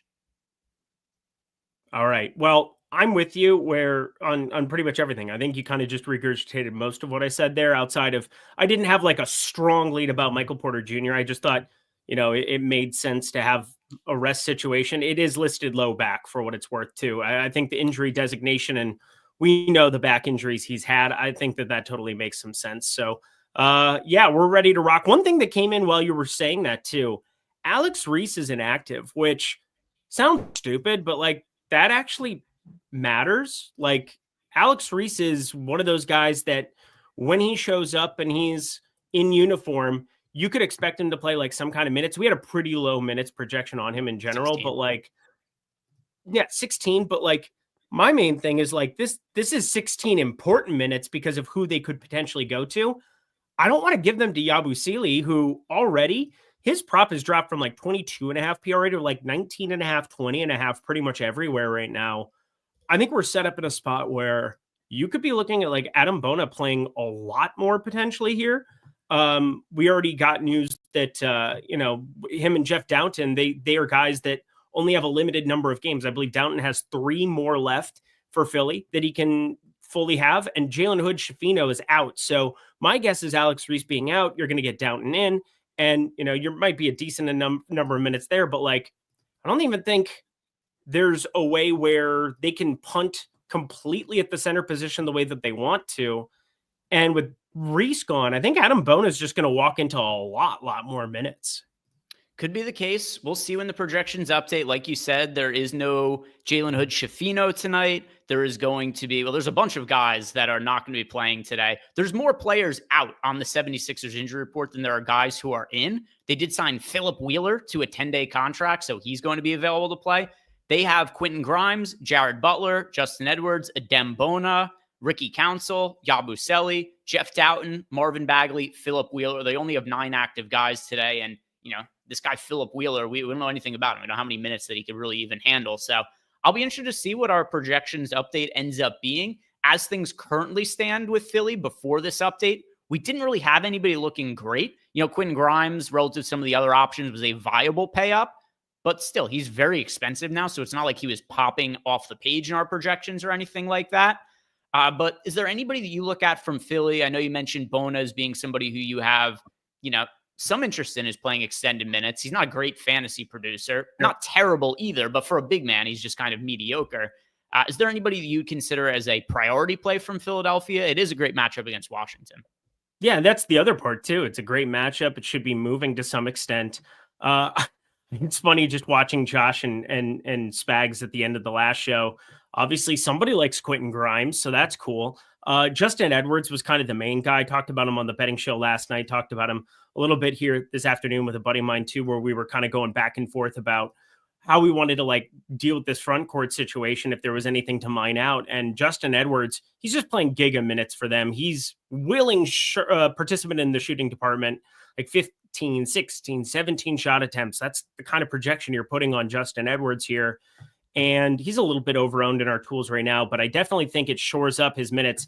Having Alex Reese, who can play at the 4, having him out of commission there. Ricky Council, somebody who, also play a lot of the 4 there too. But Justin Edwards just been playing so many minutes for them that I think he definitely makes sense. I mean, for me, the main guy, I think Adem Bona is way more interesting than I ever imagined him being on this slate, because I just thought, Alex Reese would be somebody that they would activate here, considering they were at home. There's only 9-10 games left, but maybe they really want to limit Yabusele coming down the end and have those games available for him. And I think maybe Jalen Hood-Schifino being out with this illness probably forced their hand, where it's all right, we're going to play Doughton, we're going to sit Reese, and here we go from there. But I am updating right now, and yeah, Adem Bona is going to look a lot better, but maybe more of a guy to bet on than at 4,800, playing a ton of him in DFS. Do you expect him to start at center today? No, I don't. Okay. But I expect Yabusele to be very limited. Yes. I mean, well, it depends what you mean by very limited. I think we have him for 27 minutes. I think that's pretty reasonable. I think that's reasonable. I think it might actually be a little bit high. He's played 29, 28, 29 in 3 of their last 5. He also had a 20-minute game against OKC. They got the doors blown off of them, but I do think that Toronto's kind of paved the way for some of these other teams to potentially rest their main guys in fourth quarters, not close with them. We've seen that at times. Obviously, the Quentin Grimes thing just defies all logic. It is what it is. But yeah, I think Quentin Grimes, probably the most interesting guy, period, on the team, purely because he can have an upside. We've now seen it. He's playing massive minutes. You have Hood-Schifino out, who has been in this rotation now recently. Yeah, they do have the opportunity, if they want to just go Butler Doughton and play them for tons of minutes, but they've kind of proven that they don't care, and they're just going to let Grimes go out there and chuck it and maybe be the one guy who does anything on that side of the ball. Obviously, Edwards is somebody from a betting perspective that, I'm a little bit invested in, but yeah, it's just a different situation now there too. And Chuma Okeke, that's the other thing. He's not with the team anymore. They didn't renew him. So they're especially short in the front court, I think, where you just have to look like a guy like Bona, where if they just want to play Yabusele 24, 25 minutes, there's no reason they can't. And then he can play on the floor at the same time with Bona. I don't know, 30, 32, I think is legitimately on the table for Bona against a Washington front court that is just bad. Yeah. Yeah, we'll see. We'll see what that starting lineup ends up being. I mean, they really could go any direction with their starting lineup. And then even somebody like Quentin Grimes, he's randomly been limited at times. I know that hasn't been the case as of late, although he did rest that one game. But yeah, I mean, Quentin Grimes, it could be kind of hard to nail down his minutes as well. We have him projected for 32. He could play 38 minutes. He could play 28 minutes. He could play 24 minutes. There's a really wide range of outcomes with the playing time for Quentin Grimes as well. Let's get to some of your guys' questions right here. Do want to let you know as well that we do have that $1 deal going on for MLB DFS. Tomorrow, we are finally here. Tomorrow is opening day. And if you guys want to access our data and tools, sign up for any package on the site for just $1 with the promo code CYCLE. That is going to get you access through April 3rd. And then that package you choose is going to renew on April 4th. So if you guys want to try out our baseball tools, use this promo code CYCLE. There's a link down below in the YouTube description box. Also, as you know, every single package you sign up for here at Stokastic comes with access to our Discord channel. Make sure you join Discord. Then you can ask us questions during the show. If you want to know about how tools work or anything like that, you could ask us. You could ask the devs. Hop in Discord when you open up and sign up for a package.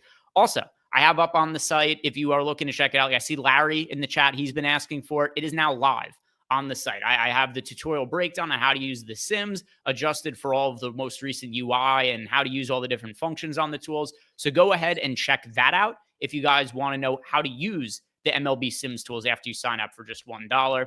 But first, questions from Discord, and then I see we've got a projections update here. We'll look at the Philadelphia 76ers just after we go and answer everybody's questions here. First, Coach DFS says, as always, DK cash game plays.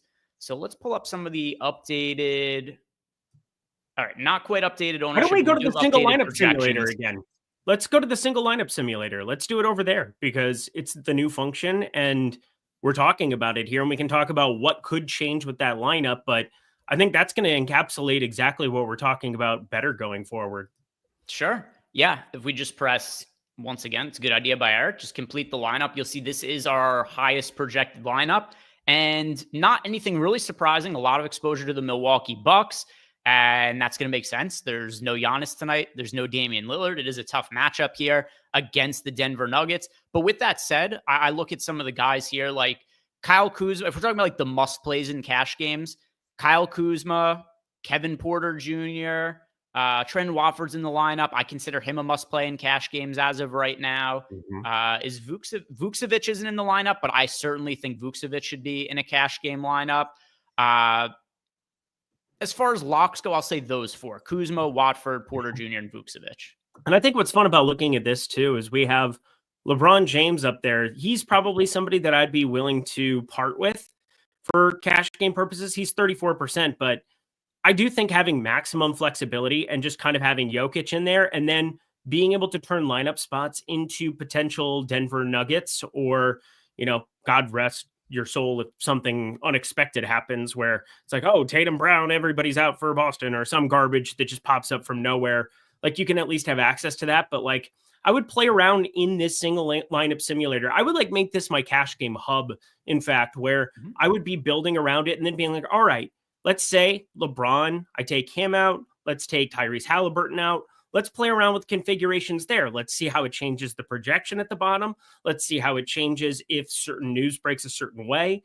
I just think this is like a much better way to go about building your cash game lineups here. And you're getting like you're getting updated projections all the time there too in the projections tab, but you can literally change stuff to account for that breaking news. So I would be utilizing this throughout the day going forward. Something else as well is, so I'm going to put in some of the players that we mentioned before: Kevin Porter Jr., Trenton Watford, Vucevic, and then Kuzma as well. So you put these players in, it actually doesn't matter what position you put it in at because it is going to optimize. So let's say that there's somebody who you optimize the lineup and somebody who's like point guard, shooting guard ends up being more optimal in the shooting guard spot just to make a higher projected lineup. The tools will just move them to that spot for you. So if we do put in the four guys who Eric and I said are the strongest cash game options, and then you press complete this lineup, it will optimize around those four guys then. So given those considerations, the cash game lineup that we have here would be Kevin Porter Jr., Colby Jones, LeBron James still shows up in it, Trenton Watford, Tristan Vucevic, Luka Doncic, Kyle Kuzma, and then Cam Payne. So somebody in chat had asked how you actually complete the lineup. You just press complete this lineup, and it works the same way for all the different sites here. Next question that we have here, it is from Mike Will, wants to know safe floor plays on DraftKings that you also have full confidence in for single entry. So a lot of it's going to be some of the guys that we just went over, right? Somebody we didn't mention, but I also think is going to be a really strong option, Colby Jones, who is starting today for the Washington Wizards. Matchup against 76ers, he's $3,400. Washington shorthanded. I like Colby Jones a lot as a value option, Eric. Yeah, you should. He's starting now too. I mean, I liked him before. I'm playing single entry today. I have Colby Jones in that lineup. He's obviously not going anywhere now. Wow. Yeah. Colby Jones, he was already somebody who I was liking, going to end up liking him even more when we get some updates here. So be on the lookout for projection updates, which once again, we'll show on the screen when we get them. And before we answer any more questions, let's go back to the projections and look at what it is that we have now for the Philadelphia 76ers, guys. So if we go to Philly. Philly. Here's what we got. There used to be a guy named Phil Philly who showed up to all my comedy shows, and he would draw pictures of me in the back of the room. Then he would hand them to me after the show, and he would follow me home. So that's my connect. I think of that whenever I hear Phil or Philly. Think about it all the time. His name was Phil Philly. That is 100% true, by the way. You know what's also kind of funny related to him is so one of my friends found out a girl that he was dating. She's followed on Instagram by that same guy, Phil Philly. He sent me, he's like, is this the same guy? And I was like, yeah. He's like, should I alert her? I was like, maybe. He's harmless, though. He's a good person. He does make animal noises sometimes. He's schizophrenic and unmedicated. I met a lot of interesting people doing comedy. Philadelphia 76ers. Want to see some updated projections? Yeah, go. All right, here's what we got now. Jared Butler in for 30 minutes and 32 fantasy points. So he is somebody who is looking a little bit better now. Justin Edwards, we got him in for 35 minutes and 29.5 fantasy points. Adem Bona, you talked about him a little bit before, Eric. Bona, he is now projected for 26 fantasy points and change at $4,800. So if you're looking for a cheap option from Philly, Bona is the one who projects the best for us now. I told you. Ye of little faith. I ended up getting a bet in. I just want everybody to go to Onyx/DraftKings plus 500 for Adem Bona double. I think that's a really good bet. I'm just pointing it out there. Okay. I think there's mainly, like, here's the thing. This time of year, this is like the thing I've been harping on people, and it's like range of outcomes and like what does your distribution look like? Everybody's right tail on these tanking teams is just cut off. Scotty Barnes, Emmanuel Quickly, Jordan Poole, all these guys that would generally have the ability to play 40, 42 minutes in competitive spots. It's just cut. It's gone. These guys are now cut. Like Jordan Poole, we have him projected for 24 minutes today. Yeah. 24 minutes. Like, I love that because I had him for 24 minutes last night. I'm looking at it and I'm like, well, I still have him projected for over 22.5 PRA. That's great. That's nice. But there's no like 32 minutes coming Jordan Poole's way unless there's an unexpected overtime or, a lot of pets' heads are falling off or something ridiculous happens. There's just no way it can happen.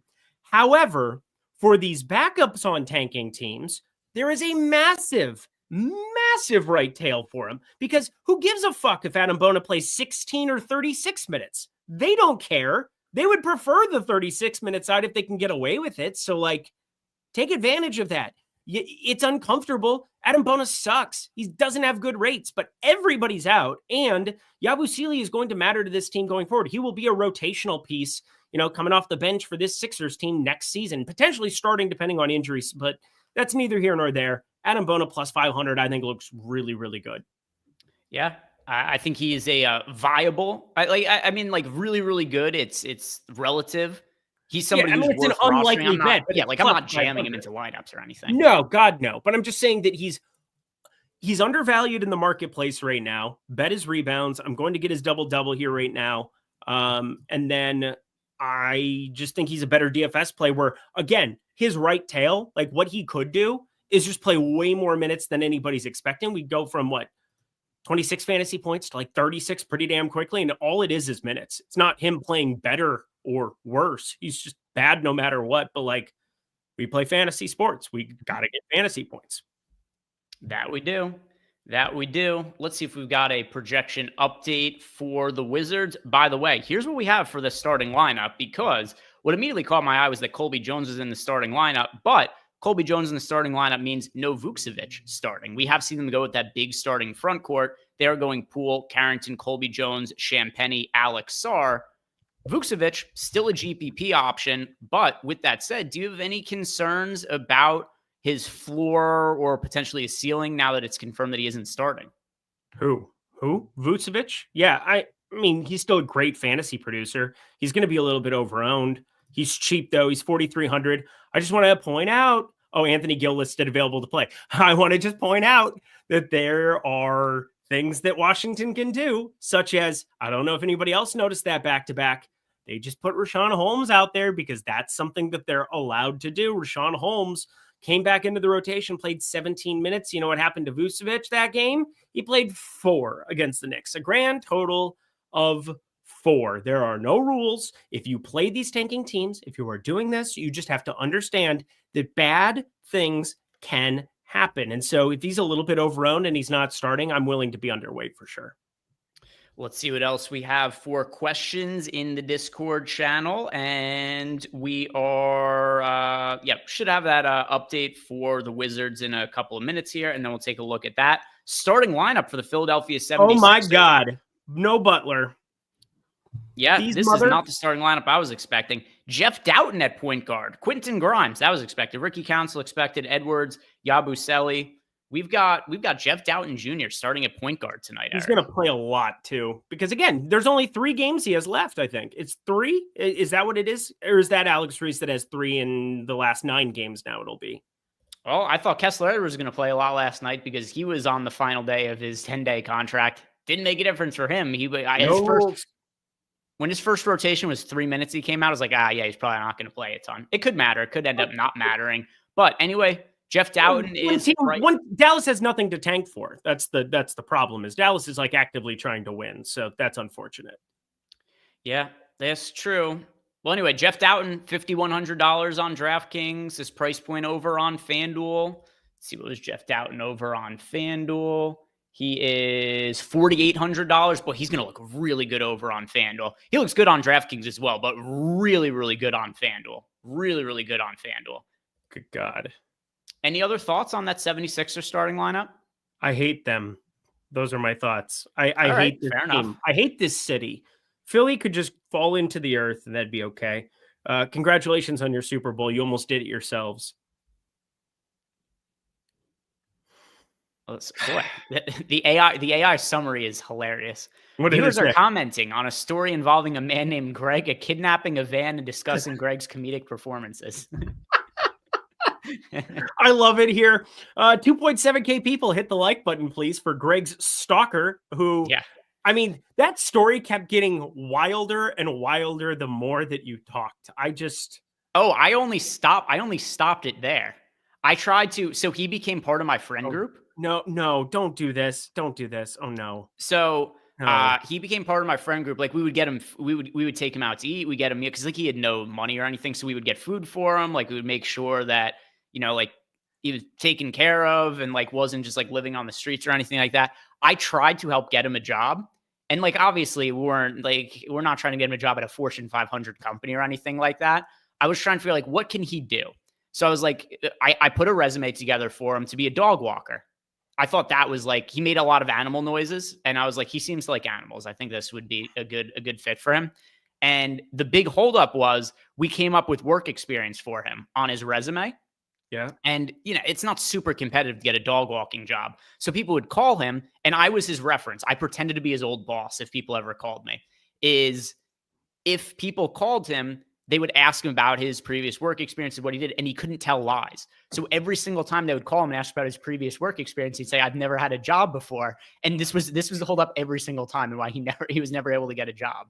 Bro, this guy, there's a part of me that just really, really feels as though I need to meet this person. I need to know what they look like. Like, I know that might sound crazy, but like, are you okay? Are you going to be okay going forward in your life? Do you still talk to this person at all? No. I have. Okay. I would if I saw him. I'm pretty sure he still does stand up. We need to get him on Kill Tony. Philly. It's near. There's no way that you'd be able to get him to a different part of the country or anything. Oh my God, this is absurd. This is actually absurd. I would do anything for Phil. Phil was like a good-hearted person. Okay. He was a good dude. He was a really good dude. Well, let me tell you, you might have sold him a little low based on that story. I thought I sold him high. I thought he seemed really interesting. Yeah. Interesting is probably the right word, but also the freaky word. So there you go. Michael Wallace, super chat from him. He says, LGI, I assume he means last man in. Last man in, he's asking at $4,600, campaign, Zaire Williams, Ryan Rollins, AJ Johnson. So, Eric, if you had $4,600 to spend and you could choose campaign, Zaire Williams, Ryan Rollins, AJ Johnson, which direction would you go in your lineup? Let me take a look here. It's campaign for me. Gonna be 4,600. Campaign, Gary Trent, one of the two. All right. I assume it has to be a point guard just because of the guys that he laid out. Yeah. Yep. Then campaign for sure. AJ Johnson, probably number 2. And then if you can play somebody who isn't at point guard, Gary Trent would be close to campaign. Sifed-in Super says, hi, does Tatum play? Boy, I wish I could give you a good answer here, but I think he's 50-50. I'm sorry that you gave us money to ask a question that I don't have the best answer for, but it's outside of our control. I really don't know. I think it's 50-50. Save your money, and next time Terry Rozier gets hurt, just hit up Greg. Yeah. You'll be first to know. You'll be first to know. Yep. You and Jonte Porter hanging out in the group chat. That'll be fun. I've got the whole group chat going there. We've got another super chat from Jacob Dunn. Wants to know who our 4 favorite plays under $4,500. Wait. Okay, I understand the question. Now. 4 under $4,500 players that we like on DraftKings and under $5K on FanDuel. That's what it is. All right. Who are your 4 favorite $4,500 players on DraftKings, Eric? And then we'll do it for under $5K on FanDuel.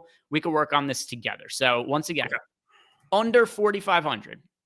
Under $4,500. Kobe Jones is one of them now. Let's see if we have a projections update, by the way, as we're going through this. Thank you. I just did. Yeah, 1 minute ago. So he's definitely there. I'm going to throw out, so under 4,500.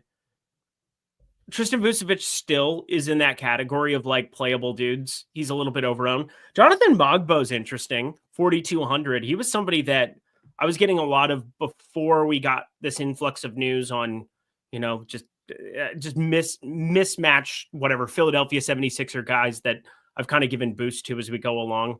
I think Noah Clowney's interesting. I can kind of break this one down pretty quickly. I took a lot of looks at his props and went through some box scores. Cam Johnson's out, but the other biggie is Day'Ron Sharpe. Like backup 5, I think we're just kind of assuming Trendon Watford walks into more of a role there. I think that makes sense, but like if that happens, Trendon Watford had been playing some 4 next to Day'Ron Sharpe, and so I think naturally you could look at more minutes coming his direction in a game that obviously this is expected to be close. Tucson, whatever is EV Boyman, he's been out of the rotation entirely, so I don't think we see anything like that. I just look at Noah Clowney potentially walking into more minutes. I don't think I want to have Wilson be the guy that I really want to give any more minutes to. So Jalen Wilson's off the table. So yeah, that's kind of my off the beaten path one. And then Jalen Martin with a Y, the Washington version of him. I think he's somebody at flat 3K that's at least interesting to talk about.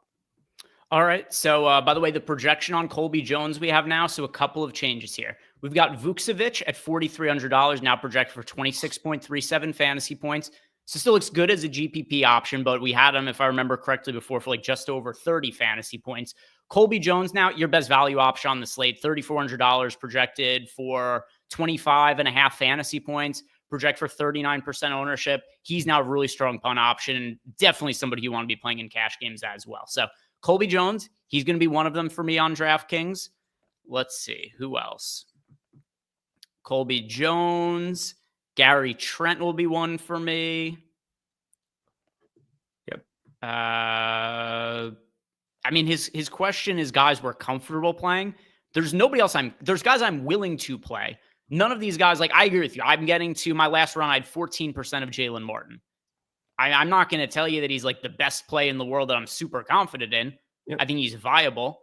Once you get to this price range, there's usually a couple of guys we could look at, and then you kind of run out of options. So I'll go Jalen Martin as well. And then Taurean Prince, if you're looking for a contrarian one with the Bucks being really shorthanded. But those are going to be my answers. Now, for the FanDuel side of things, Eric, we are looking at players who are 5K or under. still going to be Colby Jones. Kevin Porter. This is actually way Hit eject. All right. New After all, Washington okay. lineup. Colby Jones not starting anymore. What are we doing here? Wizards, what are we doing here? Sports. I hate sports. I hate people. People suck, actually. I need to bet more now. I just shorted this Johnson character, and now we got to try to get out of this position. This is so bad. We got a new starting lineup for the Wizards, which who the hell knows what the next starting lineup is going to be. I hate Poole, it here. Harrington, Johnson, Champagnie, and Sarr. AJ Johnson starting, Colby Jones coming off the bench. Why do they do this to us, Eric? Because they don't like us. I'm just parlaying all of Colby Jones together and shorting it. I think that's the best way to do this on a pinch. Just taking all Colby Jones unders, parlaying them together. And on Fliff, that is going to be 6-1. No, that can't be right. One or more legs currently unavailable. Yes. By the way, AJ Johnson is $4,500 on DraftKings. His price point on FanDuel, it is $4,400. So AJ Johnson, he has now become a value option that I like. I don't like him as much as I was going to like Colby Jones, but AJ Johnson, certainly somebody who is now in play for us. And by the way, getting back to the question that we had so we could round this up for FanDuel, under 5K, Kevin Porter Jr., Trendon Watford, Gary Trent, and I'll say AJ Johnson now. Yeah, AJ Johnson. God, sometimes the NBA, again, this game, it matters to the parents of the kids. It matters to that. This game doesn't matter to us. This game shouldn't matter as much as it does. I can't stand that the NBA has done this to us. I cannot stand that this is what we deal with on a day in, day out basis. I cannot stand that people have to judge my character and my presence in the world based on my evaluation of a guy named AJ Johnson. And yes, the lotion, put the lotion in the basket, put the lotion on the skin. It goes on the skin.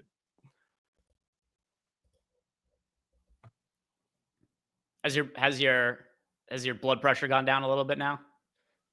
I need to take my pills. I do have blood pressure medication. It's important. Good.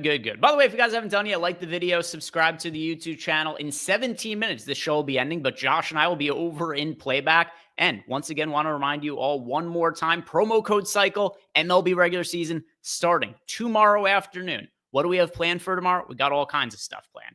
We've got live before lock. It is going to be starting at 2:45 Eastern time. Why 2:45? Because DraftKings and FanDuel, they couldn't decide that they should start the slate at the same time, which is massively annoying for us scheduling shows here. So live before lock is going to start at 2:45 Eastern time. It's going to be Eric and Spags on that show. It'll give them some time to talk about the FanDuel exclusive part of the slate before FanDuel locks, and then they could talk about both slates overall afterwards. Eric and I over on playback. After Eric and I are on playback for an hour, we're going to have another couple of guys from Tails. They're going to be watching games with you guys on playback for an hour. After that, what happens? NBA Live Before Lock. That goes right into NBA Live Before Lock in the NBA slate. So we're going to have a fun day where it's just going to be like sports, baseball, basketball throughout the entire day. So check that out for tomorrow. Now, Eric, while we're waiting for this projection update, you know what I think we should do?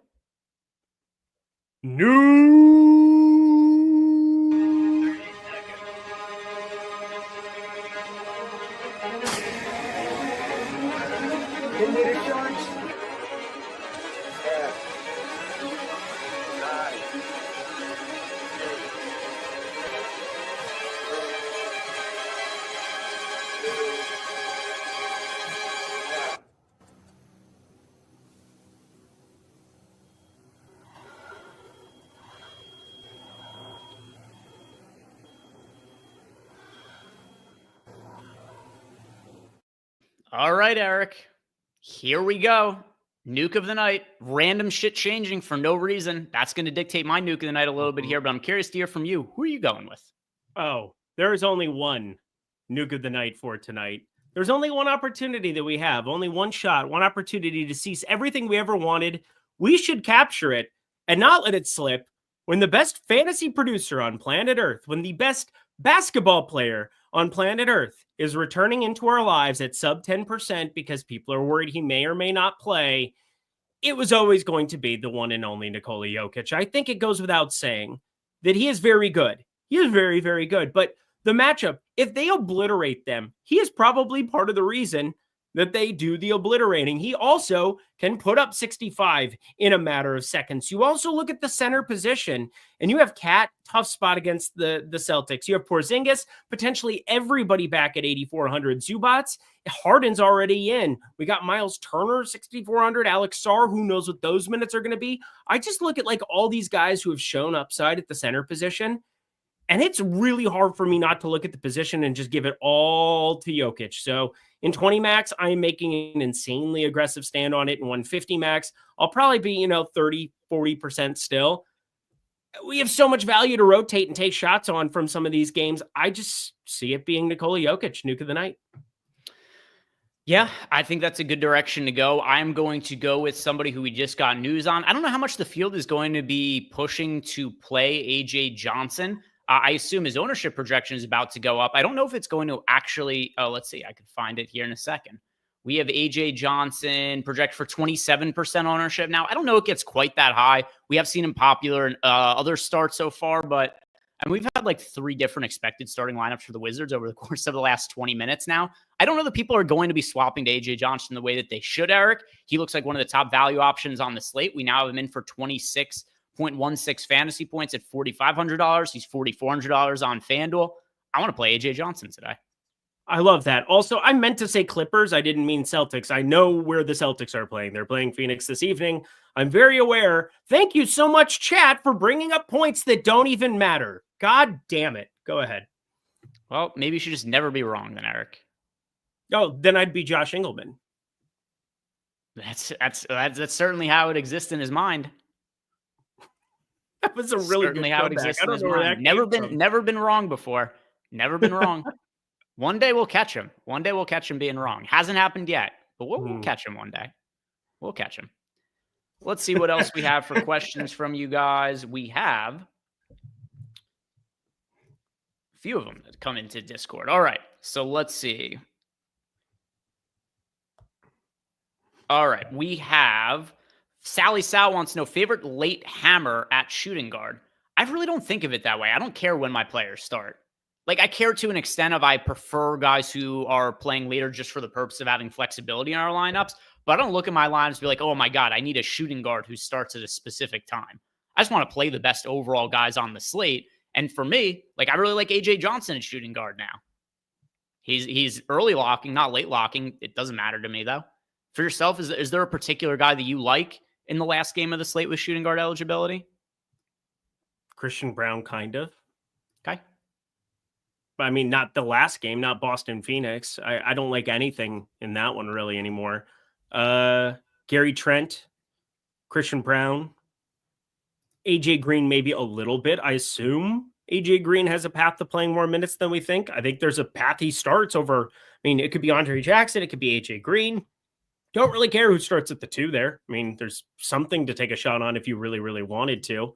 Nothing to prioritize outside of Gary Trent and Christian Brown, but yeah, that's basically it.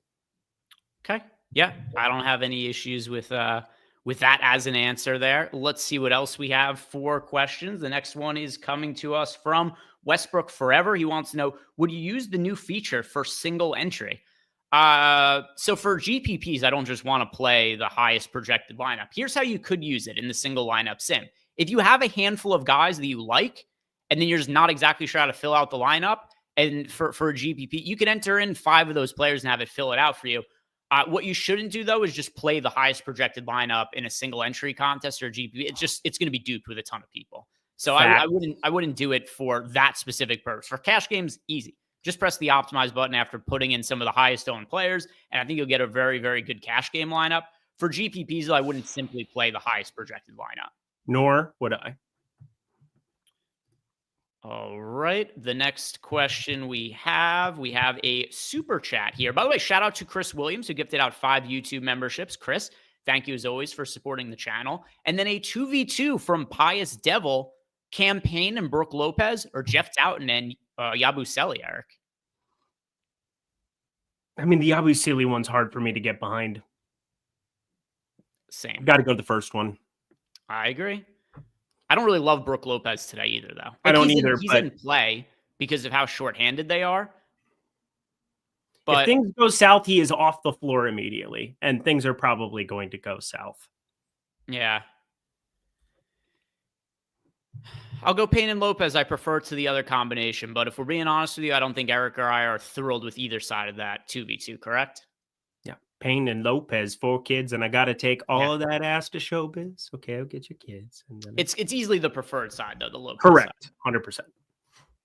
All right, Steven Leibowitz, very cool that complete the lineup works on Showdown also. Yes, it does. It works for Showdown, both FanDuel and DraftKings. How do we feel about Colby Jones? So he just ended and said, never mind. Well, either way, it is worth talking about. How do you feel about Colby Jones now that he's coming off the bench? Not great, Bob. We still have him projected for 22 fantasy points at $3,400. He's going to show up in lineups for me, but I was going to be jamming him when he was starting. Now he's just a very good value option, but it's not the same proposition as when he was starting. There's a wide range of outcomes for his minutes now. Yeah, I'm still going to get to him. I very much want to. If you could give me one person's ownership for this slate right now that I knew exactly what it was, I would want Colby Jones's, because if he ends up being like 30%, I'm going to be so mad. 25% be so mad. We have him projected for 16 now. I'm going to be over that number, but I could very likely see him being somebody that people have already built into lineups, already like him. That's where I just think AJ Johnson, now that this did break a little bit later, even though we haven't projected for a little bit more ownership, I do think he's the far more secure play of the two. I definitely am going to be siding more with that, but I do think Colby Jones is somebody to still be overweight to like 15, 16%. We did get, Hey, I'm Drew 95 wants updated cash game plays now that things have changed. So Kevin Porter Jr., Kyle Kuzma, Trent Watford, I think those are all really, really strong cash game plays for DraftKings. We got the highest owned players on the screen right now. I know he isn't quite as high owned, but I'm pretty inclined to go to AJ Johnson in cash games still, even though he maybe isn't one of the highest owned players on the entire slate. If I could only pay up for one guy in a cash game, Luka's the one that I'd be going to if he fits easily. Yeah, I 100% agree. I mean, in the event that I just have enough Milwaukee. It shouldn't matter with this Denver situation, who ends up getting the start and figuring out what I would do from a cash perspective there. I think there's paths on to Peyton Watson, paths on to whomever else it might be out there. I doubt I'd play Zeke Naji in tournaments or cash or anything, even if he's starting as the guy next to Jokic. But just want to throw out there that, yeah, I think AJ Johnson, I think I'd be willing to give up that lineup spot early now just because he's starting. He's got to play a boatload of minutes. I'm not going to say he has to, just because it's Washington. Yeah, it's what I was. And he just doesn't. And because he doesn't have to, they could just play Bub Carrington a ton or something like that in a vacuum, preferably a Hoover. So they could play Colby Jones over him. We thought Colby Jones was starting a few minutes ago. I'm not going to go out and say he has to play big minutes. I will say that I just ran the final version of my lineups pre-lock, and I have 40% of AJ Johnson, so I'm playing a lot of him. Super chat from Joski24. Kevin Porter Jr. and LeBron James or Kawhi Leonard and campaign for FanDuel GPP. Kevin Porter Jr. and LeBron. Kevin Porter Jr. is the player I have the most exposure to today. Correct. Yeah, I mean, some of these guys from the Bucks that we've hit on here, like Kyle Kuzma, Kevin Porter Jr., pretty hard for me to get away from them. Those are my two. How much Jeff Doughton did you end up getting to? Of who? Jeff Doughton. Let's see. I have him in 22% of my lineups. Okay, I have way more. I need to trim this back substantially. I ended up getting like 45%. I almost threw up a second ago. We got a this is actually really funny. Sean Jeezy. Sean messaged us in chat. And by the way, check out Sean's package over on Tails if you guys haven't before. He is saying to us, he is very confused. Is his ghost going to take the court? On the injury report, the Wizards did list Keyshawn George as available, not with the team. So, I mean, they don't even give a shit on their injury report. It's just all nonsense. Stupid Washington. Their brains are in Cabo. Let's be serious. Next question here. It is from Don't Be Soy. He wants to know, will you refresh us on how to boost exposure to a team before one runs pre-contest sims? Yeah, I have. So if you go to my video on how to use the Sims. That's all in there. If you want to know for baseball, I just did a full breakdown of running through the Sims and setting up lineups. So you can go check out that as well. But if you want to boost exposure to a team for baseball, which it doesn't matter for basketball. For basketball, you shouldn't even think in those terms. For baseball, if you want to do it, there's a separate column for the individual teams, and you could boost team exposure. I went over that in the video, so go check that one out. It's up on the YouTube channel, just got uploaded like an hour ago. Love. King Yusuf wants to know, do we like AJ Johnson today? Yes, absolute priority for me. Yep, very much like him. Daniels wants to know, what is our evaluation of Vucevic today? How big is the DNP risk? I think the DNP risk is fairly low. Before I thought he was going to play more I've got him in 19% of lineups for me. He's just a guy who I've taken some dart shots on. Early in the day, I thought he was going to be starting. Then I thought the Washington starting lineup was going to be different. Then once again, I thought it was going to be something else different, and it kept changing. Vucevic is just a guy who I'm taking some chances on. Not a core piece of my builds, though. There you go. M. Grizzly, anybody that we are boosting or anything that we're doing to prepare for late swap? Yes, I zeroed out Michael Porter Jr. and I boosted the projections marginally for some of the other Denver guys. Yep, I did the same thing. Christian Brown, Peyton Watson, Aaron Gordon, and then obviously Jokic playing a ton of. Lucky wants to know, is Colby Jones still in play? Yes, he's absolutely still in play, but it's kind of the similar situation what I just said about Vucevic before. I have 15% of Colby Jones now. He's just a guy who exists on the slate. I was going to have him in like 80% of lineups when I thought he was starting. Then he wasn't starting. I'm like, all right, he's just another guy. Same deal with Vucevic. What did you end up doing with Colby Jones? Still playing him in single entry with AJ Johnson, so that'll be fun. Go me. He's 3,400 still. I didn't mean to like just hit full eject on him. I still got to like 26% of him overall. I think he's a piece that's still going to be in this Washington rotation. We have had minimal minutes for Jordan Poole in second halves and fourth quarters specifically here. I have no problem whatsoever getting to a little bit. He's 3,400. Just know that there's ways that it doesn't necessarily work out, and you probably don't want to be over invested in him. But he went from a complete jam to somebody who's just like in a quarter of my lineups. And then the next question is from Modub T. Is Orlando Robinson in play with no more Castleton? Not really. Not really. No. Not really. We've got, I'll just rapid fire through these. Are you good on your lineups, by the way? I'm in. I'm done with everything already. So yeah. All right. I'm just going to wrap. We got a bunch of these just came in. So I'm just going to answer as many as quickly as I can. Bridges or Brown for tonight. I prefer Bridges. I think, just all the guys coming back for like Aaron Gordon, Jokic potentially being back. That's going to be bad for Christian Brown. Ram 33, Grimes and D'Lo, or LeBron and Payne. That's LeBron and Payne for me. Bando, Vucevic or Mogbo. Let's see. That is Vucevic for me.